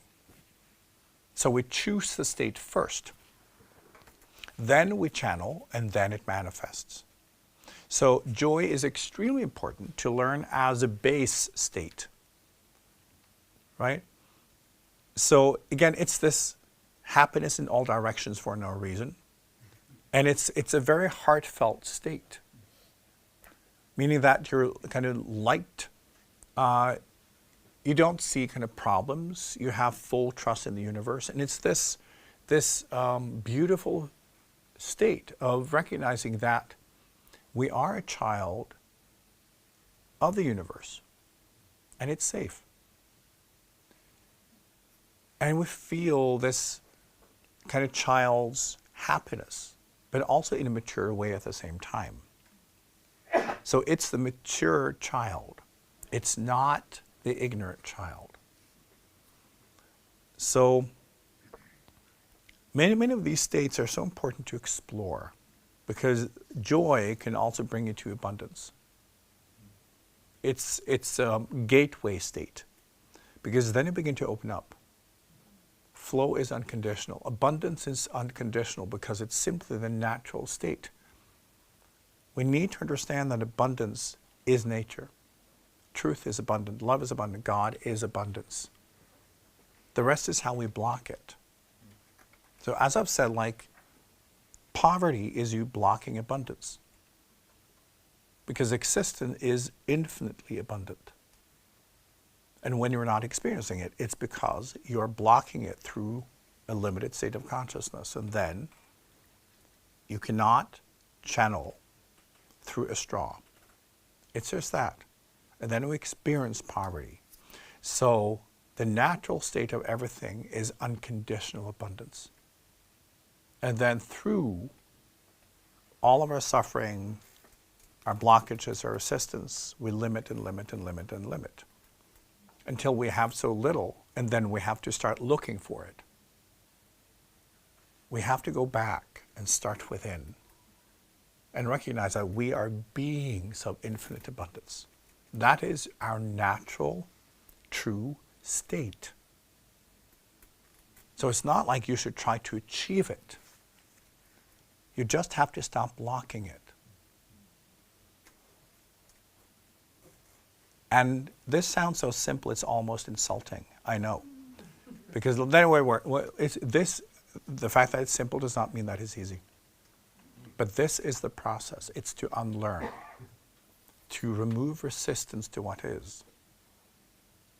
And we do that by becoming in harmony with it, so we vibrate what life actually is. This is what spiritual practices are about. It's coming home, returning to who we are and what life is. Because we're so misguided, we have so many misunderstandings, and we suffer because of it. And we all know that there is a way out of it. We all know that this is not what it's supposed to be. We all know it. And we suffer even more. And we can suffer horizontally. In survival, we can also suffer spiritually because we know this is not how it's supposed to work. But we learn. We heal, we grow, and gradually we return back to the source. Because you know, when you listen to yourself inside, that it's supposed to be infinite flow. It's supposed to be abundant. Right? It's supposed to be limitless everything. It's supposed to be this explosive joy and love, and creativity and healing. You know it. You just know it because it's living inside of you. It's how to go from being that straw into being a big waterfall. Because you know that's a natural state. We all know it. But everything we learn in this world is making it worse. And this is again why I say I'm an unteacher. It's just teaching you how to peel away what is not natural, what is not you. And that process is interesting because you hold on to whatever blocks you the most. Because those become floating devices. And when we think we're drowning, we hold on to the biggest pieces we can find, which is like why it's so confusing. But you figure it out. But abundance is interesting because whenever we talk about it, I know you can feel it. You know inside how it's supposed to be. And then changing the approach, changing how you work with it, it's how you begin to experience it for real because it's a natural state once you do not block it. Mm-hmm. We have quite the queue of questions, both online and in the room, so we'll take one from online.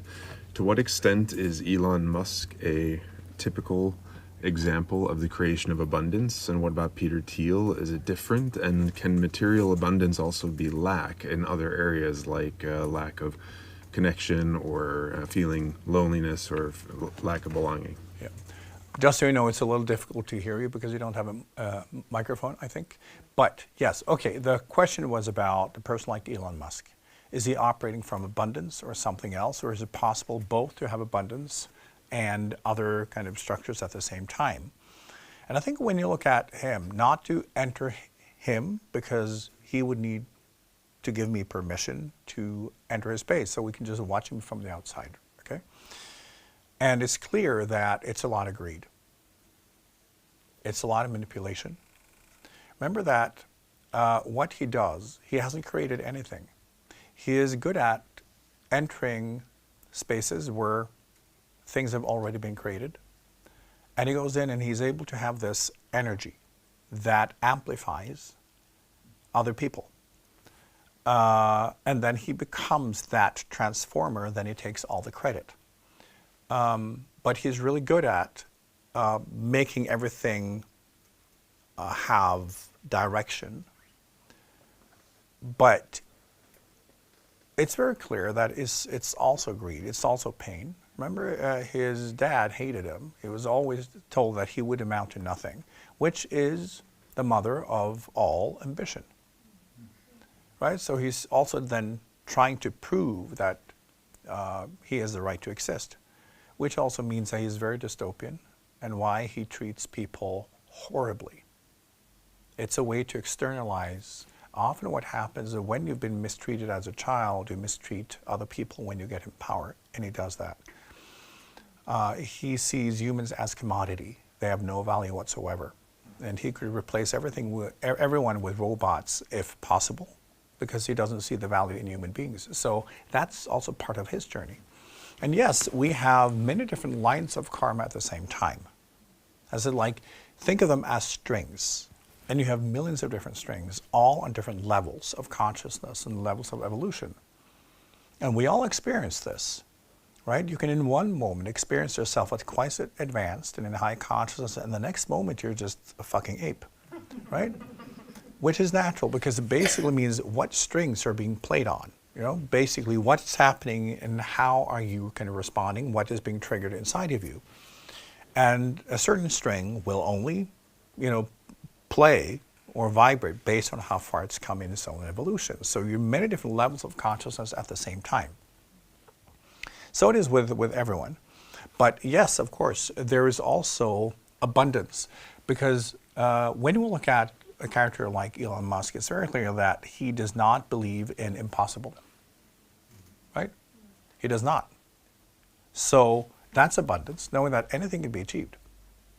That no one has done it yet does not mean that I can't do it, and it means that he does, right? So we can learn from that.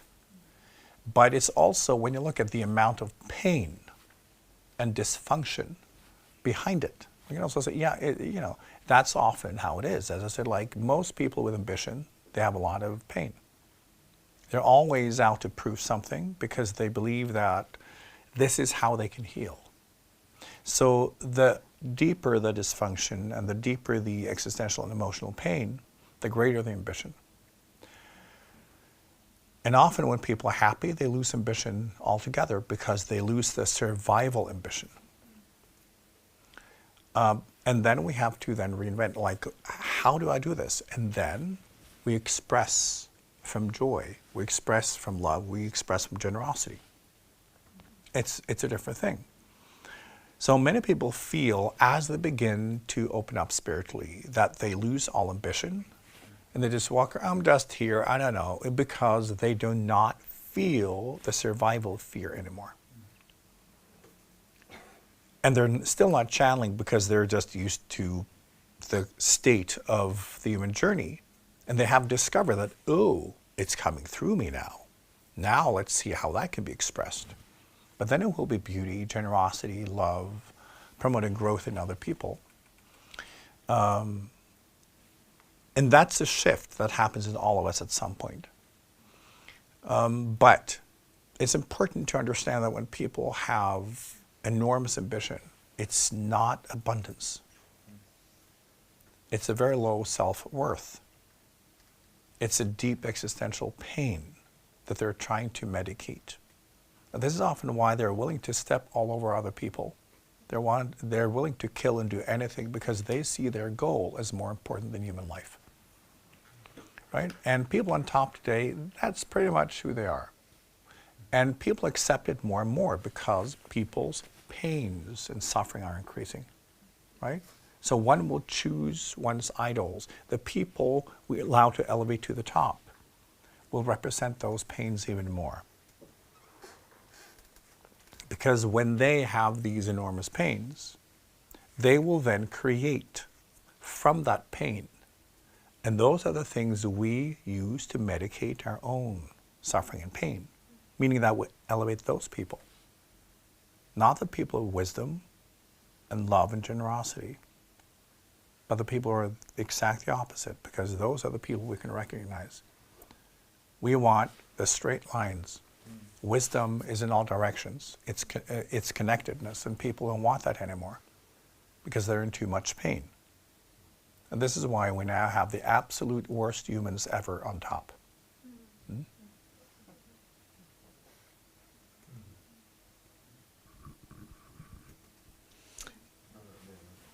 Okay, I guess we won't stop having those needs yet. So if we have like situations or people we're drawn to because we feel we need something from it. So instead of avoiding those, can we then just like go right into them and practice now what you said and try to give what we feel we're lacking and observe and not go into shame and be creative in that? Right. It's interesting. When we begin to observe life from a different perspective and we recognize, oh, we're all of the same being. We're all spiritual beings slowly unfolding. We begin to realize that other people's intentions belong to them. Their reasoning, why they come to me and want something, that's their consciousness. How I respond, that's my consciousness. So I can be in my intention and they can be in theirs. So when someone is yelling out of their own pain, you can choose to hear the voice of God. Because if that's your consciousness, that's what you will hear. So how you respond to other people and their needs and what they do, if you see that, oh, this is still, in the greater picture, this is my dialogue with life. This is what life is presenting to me to see how will I respond? How can I be a presence? How can I be a healer? Right? So we don't go into becoming the energy of the people approaching us. And so maybe, okay, this individual is in pain and is like greedy and manipulating all that. Well, that's that person's journey, and this is that person's exact point of evolution. Of course, he can't behave in another way because that's as far as it's come. But I'm in a different place, so I can respond with love, with generosity. I don't have to be offended. I can see the pain, and I can decide that I will represent life. I will show the love. I will show the infinite abundance and generosity and healing, the ability to hold, and to show that we're all worthy, no matter what. I can choose to represent that, right? It's up to us to choose what state we want to be in, regardless of other people's journey. And that's how we hold them, because as you grow spiritually, you will experience that the distance between your state and those of other people will differ more and more, which means you will be the adult in the room.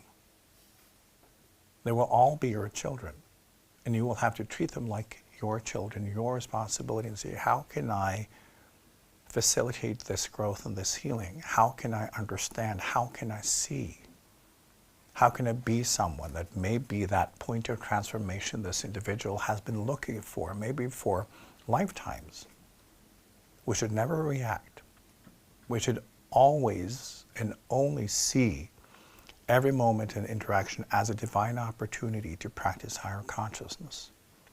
And that's our choice, right? So what happens in the world around us will never be an excuse or an explanation. It's an opportunity, and then we have to set the tone. We have to set the vibration if we want to.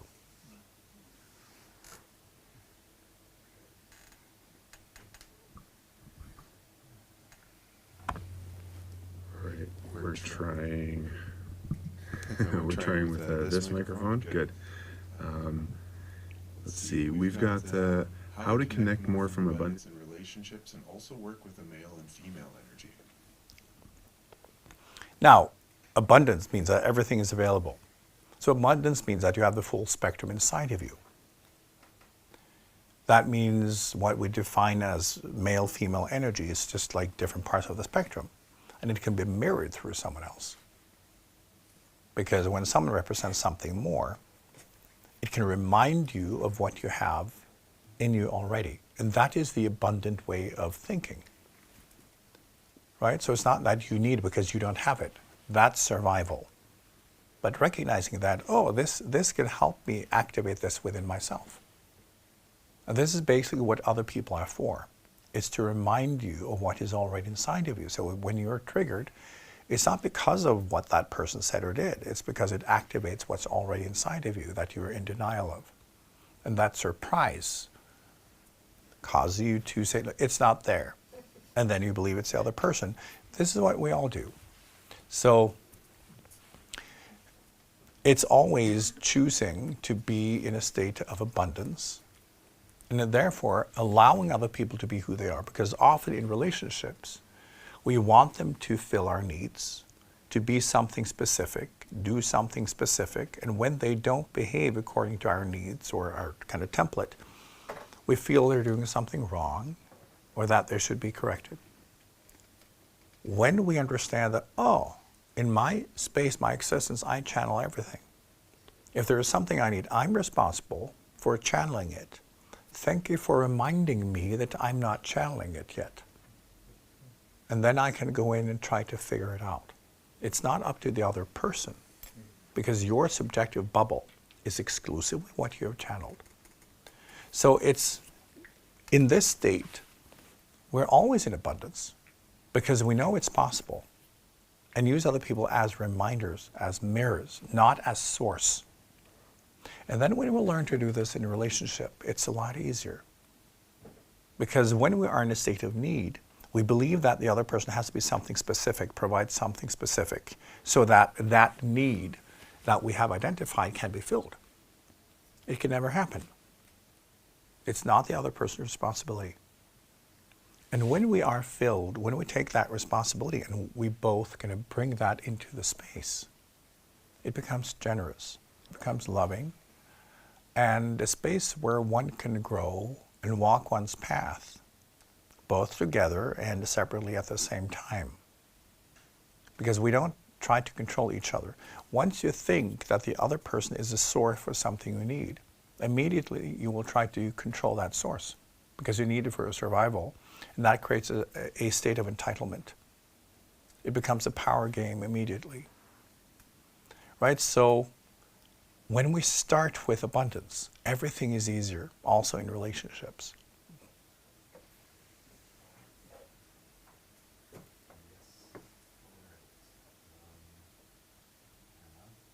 Microphone.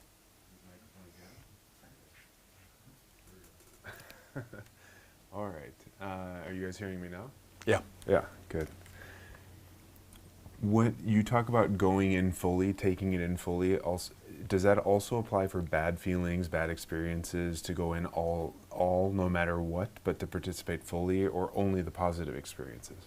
There is no such thing as a bad experience. It's basically how you react to something and how you define it. When something is, it is. When something is in you, in your space, it is. And often when we define something as bad, it's because we haven't figured out how to interact with it, or that we feel a certain way because of it, meaning that, yeah, we're not good at that particular thing. It doesn't mean that something is inherently good or bad, it simply is. So, absolutely. And the way to learn is to open up, is to experience something fully and investigate. Because often when we investigate something we will define as bad, we will come to the conclusion that, oh, it's my own ability. It's what this is to me based on my own kind of limited skill set or my way of thinking or my emotions. And then we can figure it out. And sometimes we can go, oh, right, this is the result of me having done this or that, being in this pattern. Oh, I can stop. Sometimes it's a weed. That's okay too, but we need to investigate, right? So it's always approaching something with love and with abundance and understanding it's just nature. When you go like out into nature and see flowers and plants and trees, you would not define something as a good plant or bad plant. It's just nature, right? So all experiences are valid. All manifestations are valid. They're simply the rendered conclusion of an energy.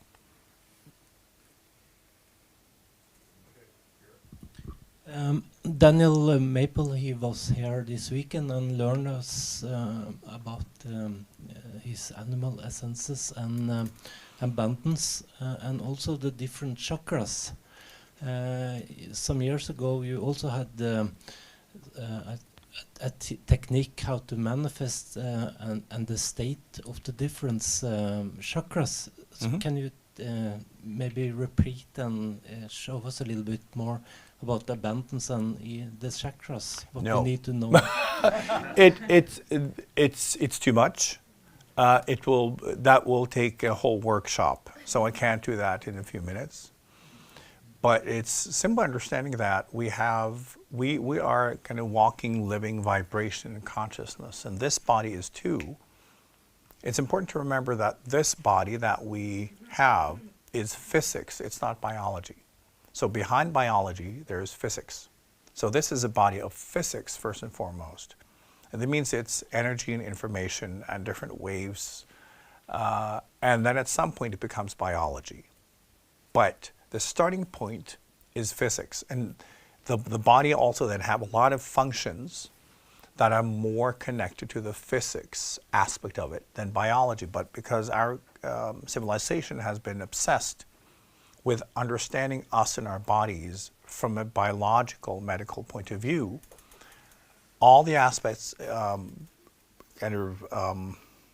belonging to the kind of physics realm of who we are has been neglected. This is what we see in many other medical traditions. So both in Chinese medicine, Indian medicine, Tibetan medicine, and others, where they didn't see the difference, right? Because one understood that this is all part of how consciousness will take on a form, and therefore it contains all levels at the same time.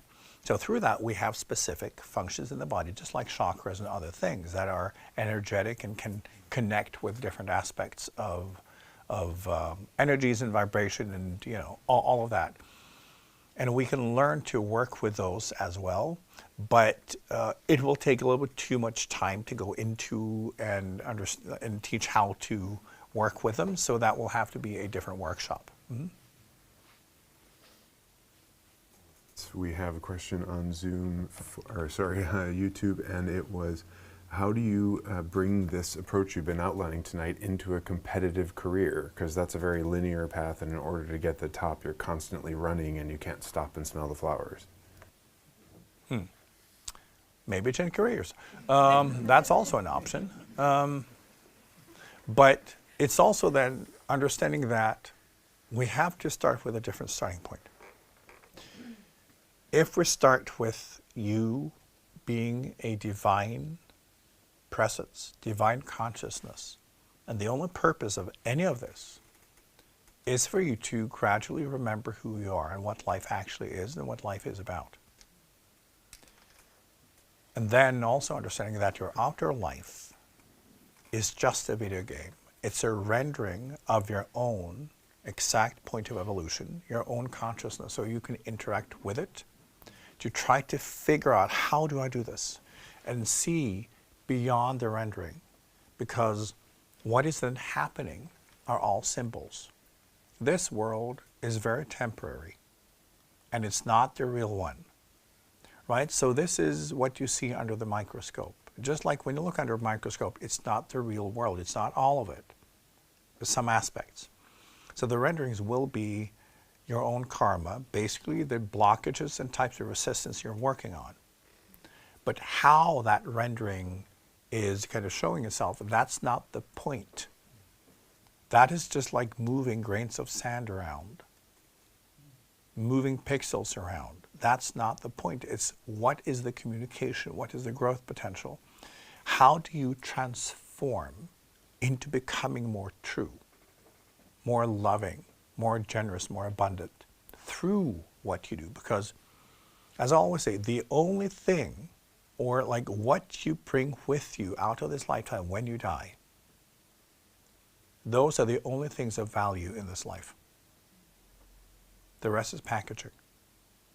So when we look at our lives and say, okay, what of what's going on in my life am I actually taking with me when I leave this life? Very little of it. Yeah, don't take it so fucking seriously. Because it's the transformation and journey, the awakening.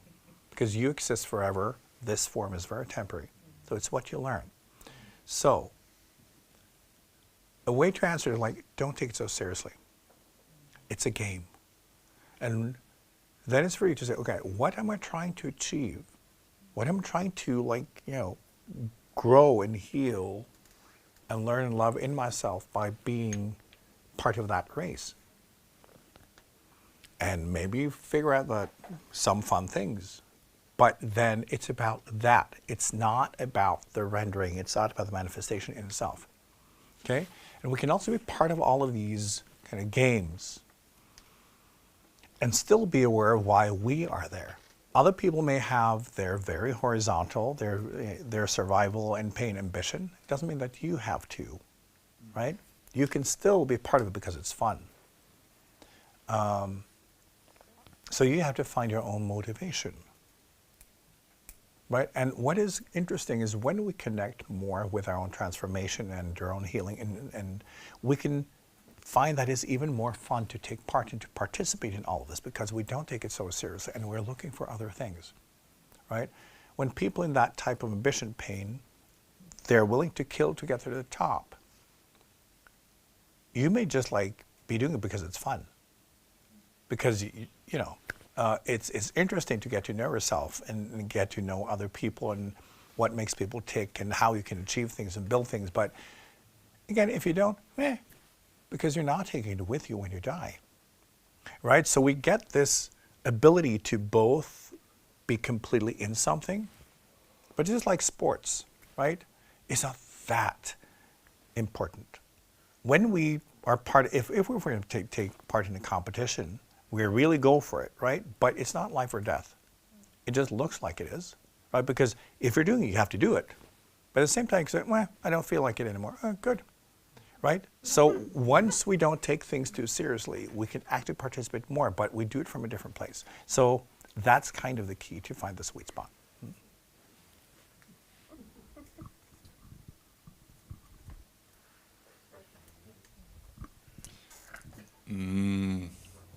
Abundance makes a lot more sense.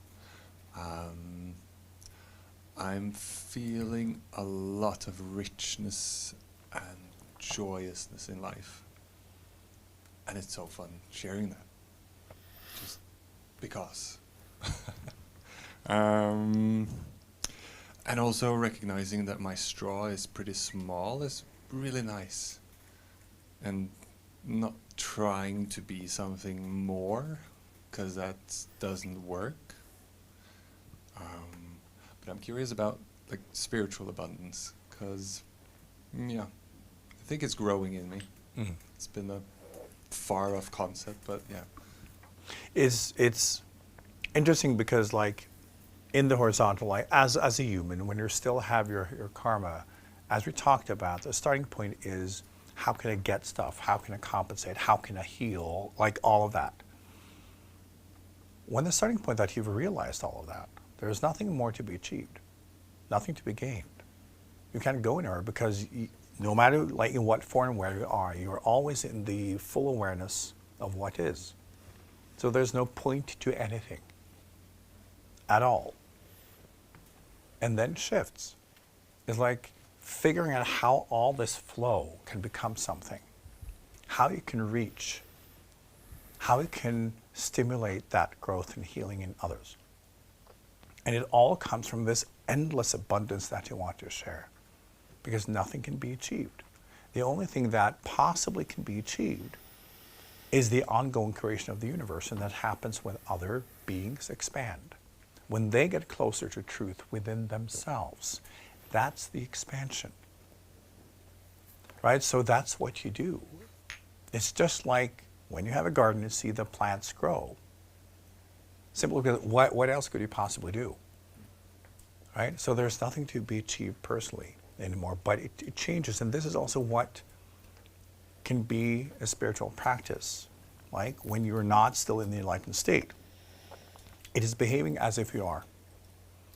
Right? And this is also what we do when we teach, is then trying to assist people and others in understanding how to practice this. And then it's basically behaving as if you are. And then we try to share how do we behave in the state, what you actually do. And then you can try to go straight into that, because that will be deeply transformational. So it's again, the intention, how we think about abundance. It changes from me, that it's got anything to do with you as an individual and your journey, to just like, how can that flow be converted? How can I be an instrument in reaching for this flow to trigger as much growth and healing and love as possible? And that's the sport, that's the fun. But it's just a kind of different way to exist. But hopefully many of you, at least sometimes, experience more of that state, because it's the more natural state to be in. It's endless sharing, endless lifting, and it's just back to joy. It's just this shared joy of being. And whenever someone realizes something, whenever someone moves closer to truth within, it expands everything. And it's difficult to explain how this works, but the way I've done it is basically, if you think of the whole existence as a mathematical equation, all of it. And if it's like an equation that's like light years long, if you change one number, it has changed. So even the smallest transformation, even the smallest movement in someone towards truth changes everything. And that's what you do. That's what you try to be part of. And it's beautiful every time, because every time someone moves closer to truth, that in that individual or being has not happened before. So there's an aspect of what is that becomes reality in a way that has never existed. And it just keeps happening.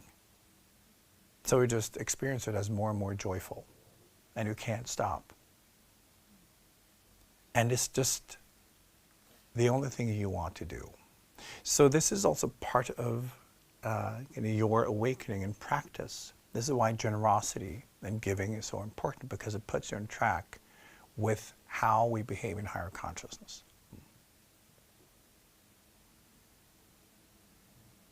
So we do have more questions. How many more would you like to take? It's 9:15. It depends on you guys. If you're tired and want to go home, I respect that. But, you know, it's never up to me. So let's take a few more. Okay. Take a few more?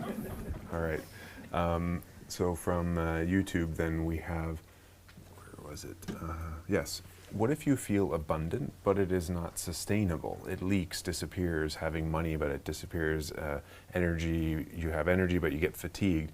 How to be open to the existing abundance all the time? It is back to you learning to manage and facilitate, because that is the purpose of it, right? And as I said, this is part of what we learn, because the point is not for it just to flow through you, is how do you create with it?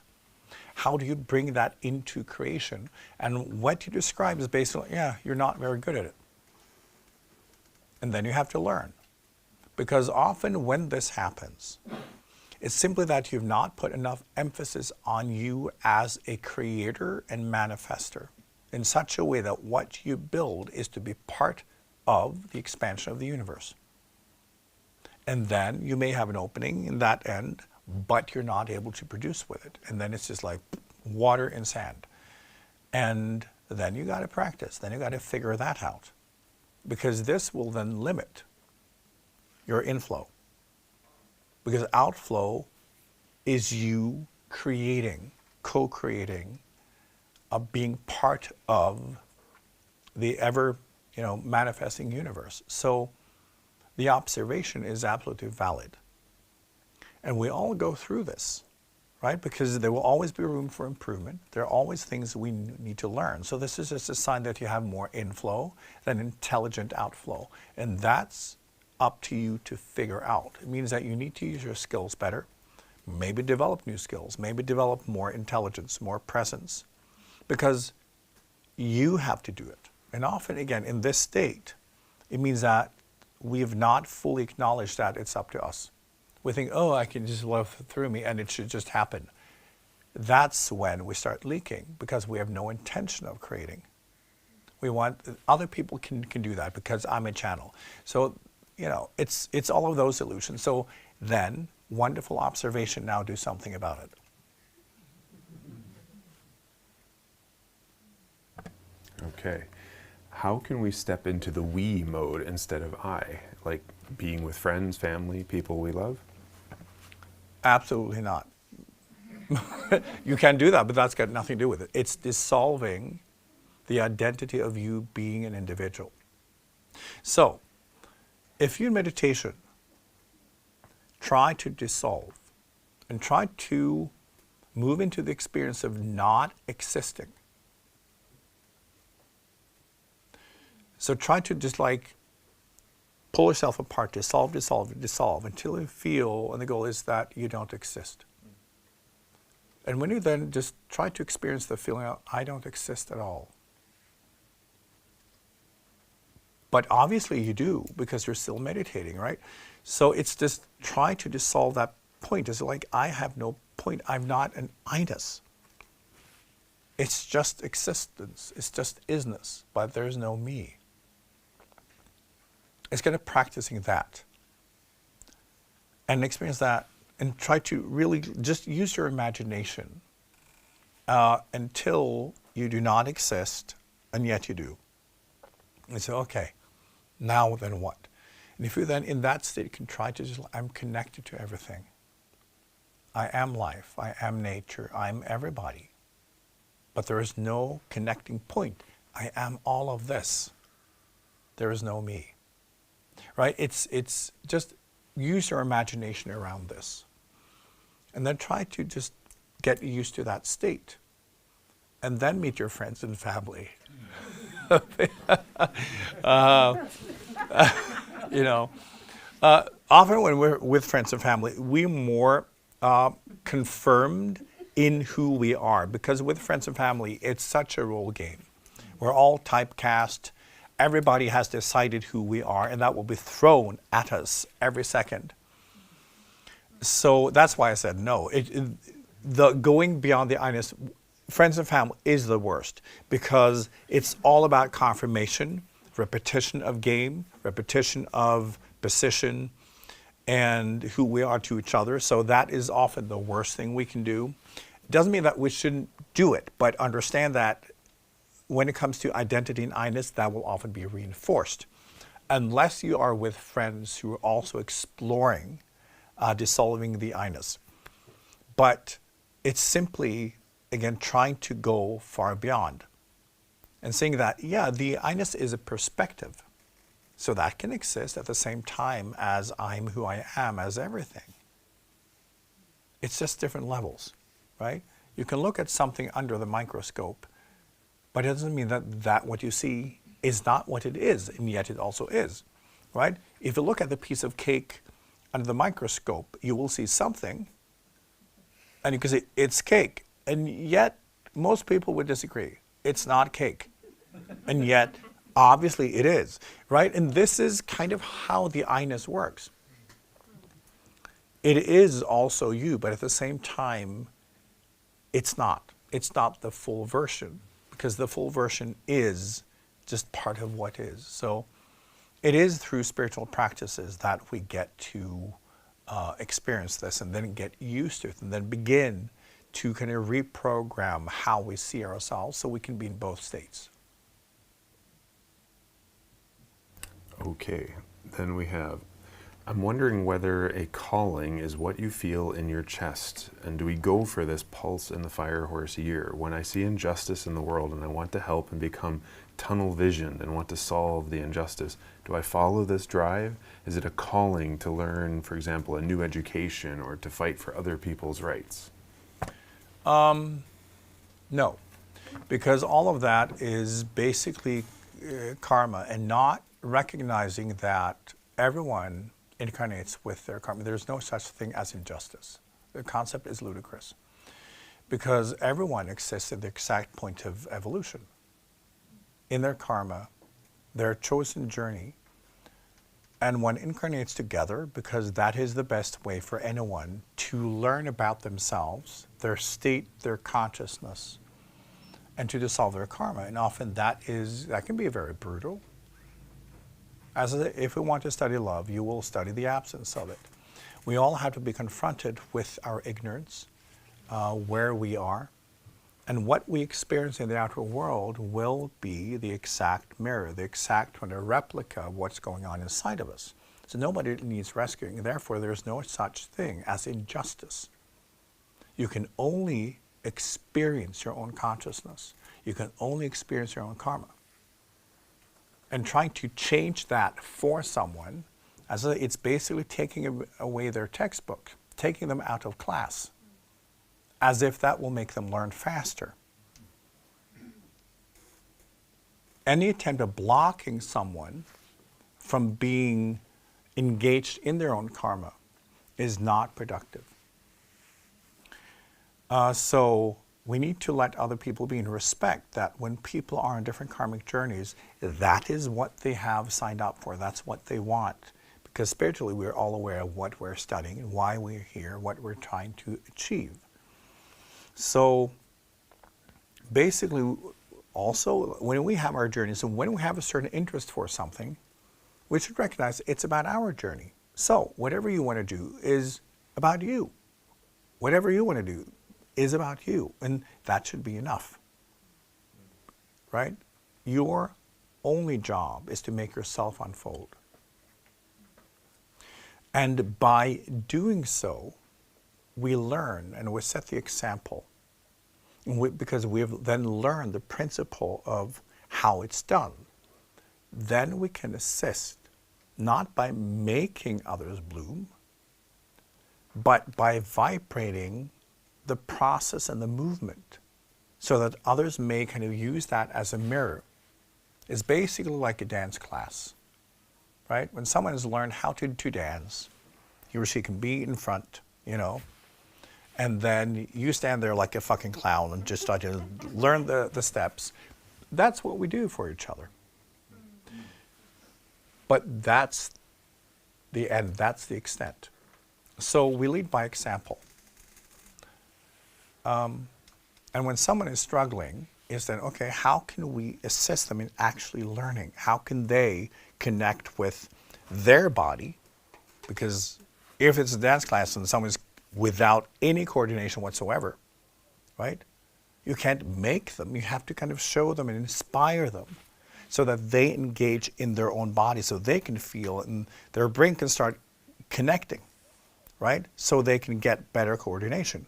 You can't do it for them. You can't save them. You can't, change anything in society to make it happen. It's for that person to discover themselves and to be inspired and uplifted so they want to explore this. And maybe then create a space where people dare to let loose, right? Because often people don't dare to because they look like fucking clowns and they're afraid they will be judged. And we say, well, that's the whole point of it. Let's just have fun.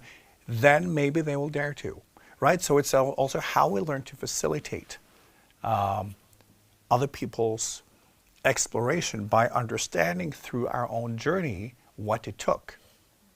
And then try then to inspire and understand how to kind of like, with more precision, place it. But ultimately, when someone does that, it's also about them, right? Because at some point, you learn more by teaching, right? You learn from your students. You learn the finer points of what you have learned by trying to apply it to others, for instance, right? Because then you see, oh, does this actually work?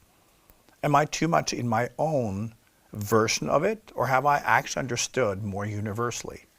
So by trying to apply what you have learned, you will find, well, that doesn't work in that person, but there's something here, right? And through that process, you get better at understanding what you understand and how to present or work with it in such a way that someone can actually use it in their own way and not do it your way, right? So then that's your journey. So we're all working on us. We do not exist for other people. And everything, when we use other people as motivation, that's fine. But when we believe it's about other people, that's just an ego fluff. Because unfolding us is more than enough. A flower is not responsible for unfolding the tree. We're all responsible for us, taking our place in the universe. And for being the fullest of what we are, because that is also true abundance. That's how life will express itself, through us as part of creation. When we focus too much on others, it's a distraction. It's often because we're not able to do it in our own life. And then we get very focused on the other people.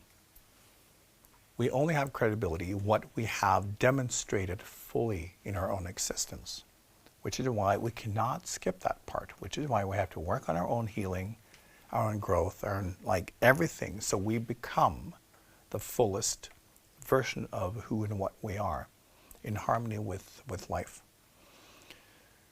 So we can do that and be of service. It's when we do this, when we create this overflow of everything in us, that it naturally will nurture others, because that's when we, carry fruit.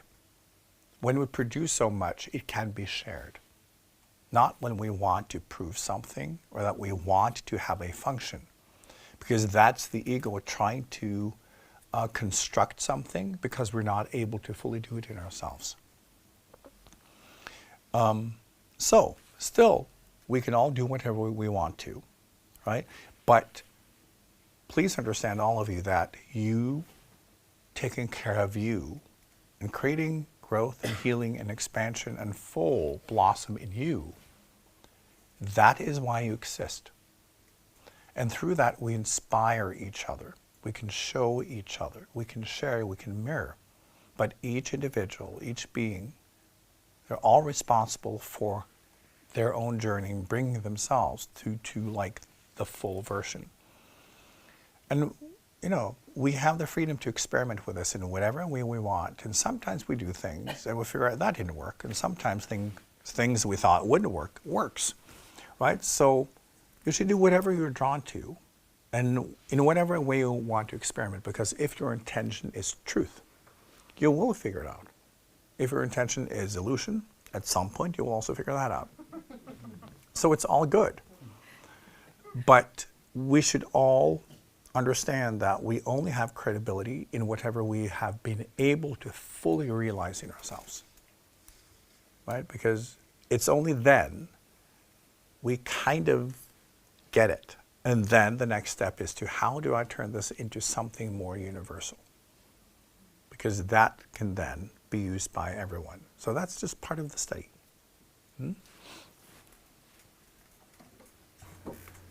All right, to create something of value or new, might one need to focus energies on developing skills which can come in the way of, as you talked about tonight, taking in everything, taking it all in? And if so, though, how does one be fully in the moment and then also focus on, gaining that specific skill that might be needed? Right. I understand the question, but there are two things. We discover tools when we need to use them. You don't even think of something until it's needed. This is also when we engage, we all of a sudden think of something we haven't thought about before. We need a tool we've never used before. We say, oh, this is how we invent, right? Inventors, they all say, oh, I need something for this. Why haven't anyone thought of that? It's that process. So just by engaging, doing things, going beyond comfort, going beyond what we normally do, all of a sudden, we say, oh, maybe that. And then we discover something in ourselves or in the world. And it's basically, for instance, if you're on the dance floor and you want to learn new dance steps, you need spatial awareness. You need to focus on other people and the music and yourself and all that at the same time, right? So that's not linear, right? It's many things at the same time. And it's also companionship, connectedness, the vibe. So there are many things going on at the same time. And this is what we're talking about. It's not you doing something, developing a skill. It's just being part of something greater all the time. The linear is also an aspect of that, but it's lower. So it's learning to approach life from dancing with others and listening to the music and the vibe and connectedness and having joy and fun as the main state. And then say, oh, what do I need here? Right? What do I need to express? How can I connect more? How can I play around with it? Because that opens us up more. And just like with dancing, there is a logic. When we listen to the music and the rhythm, we want to move a certain way. Right? That's also how the flow comes through. And we begin to create because it comes through and we're listening. So it's not more difficult than that. But are you listening to the music? Are you listening to the rhythm? Are you feeling it? And are you expressing it? Right? Because anyone knows, when there is certain music, if anyone just go out and start dancing, it will be kind of, not the same, but it will be still in somewhat of the same style. People will respond the same way because that is the flow, that is what we feel, and we want to express it, right? It's just that. And then learning to both create by ourselves and together, and always choosing what we haven't experienced before, what we haven't done, and know that there is more. As I say, going beyond that comfort, wanting to be in abundance. And for you to understand that, you have to discover everything in your current space, because there is more. There are things you haven't discovered yet, things you're not doing, resources available to you, ingredients you haven't used.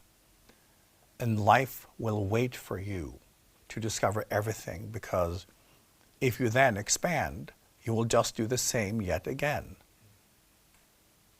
And truth is only complete when it's complete. Something is only true when it's absolute. So you only understand something once you have discovered all the pieces, all the aspects. And that goes for every space, everything you think you understand, all your actions. So this is also why life is designed that way. It has to be full, it has to be complete. But for as long as you run around in the linear way, it's very difficult to find anything and to have the full experience. You have to expand in all directions.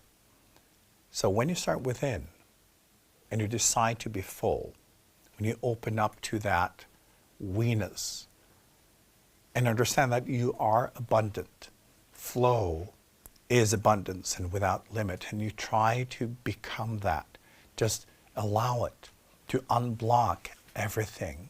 Not try to control it, not to direct it, but just like, and then see what happens. And then try in every moment to say, okay, am I experiencing this fully? How can I experience more of it? How can I take part in more? How can I be more of that full presence for myself and other people? And just play with it. But you have to be in the heart. You have to be in your body. You have to be in your life. Right? And you have to kind of want to be in that kind of fullness of everything. Even when you eat, when you're with people, when you have sex, when you don't have sex, you know, in every space, every situation, just like investigate and explore. Is there more? And the answer is always yes, but like, how? So, but there's a mindset, and you trying and feeling and exploring will mean that your brain will make different connections and more full connections. And then your brain will start listening more deeply and connect information in the outer world differently. So things will go from just being cardboard cutouts and things you don't notice, and you notice more and more. Right? So just try to notice. Try to be present too. Try to take it in. Try to focus on that we-ness and this infinite abundance that is available to you too.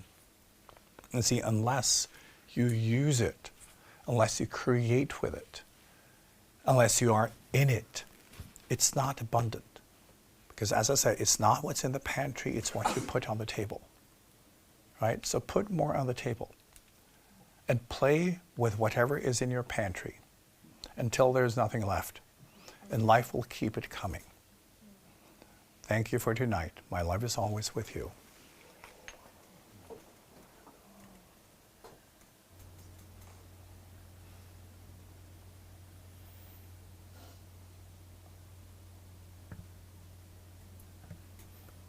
And thank you all for joining us tonight on IKYA Live.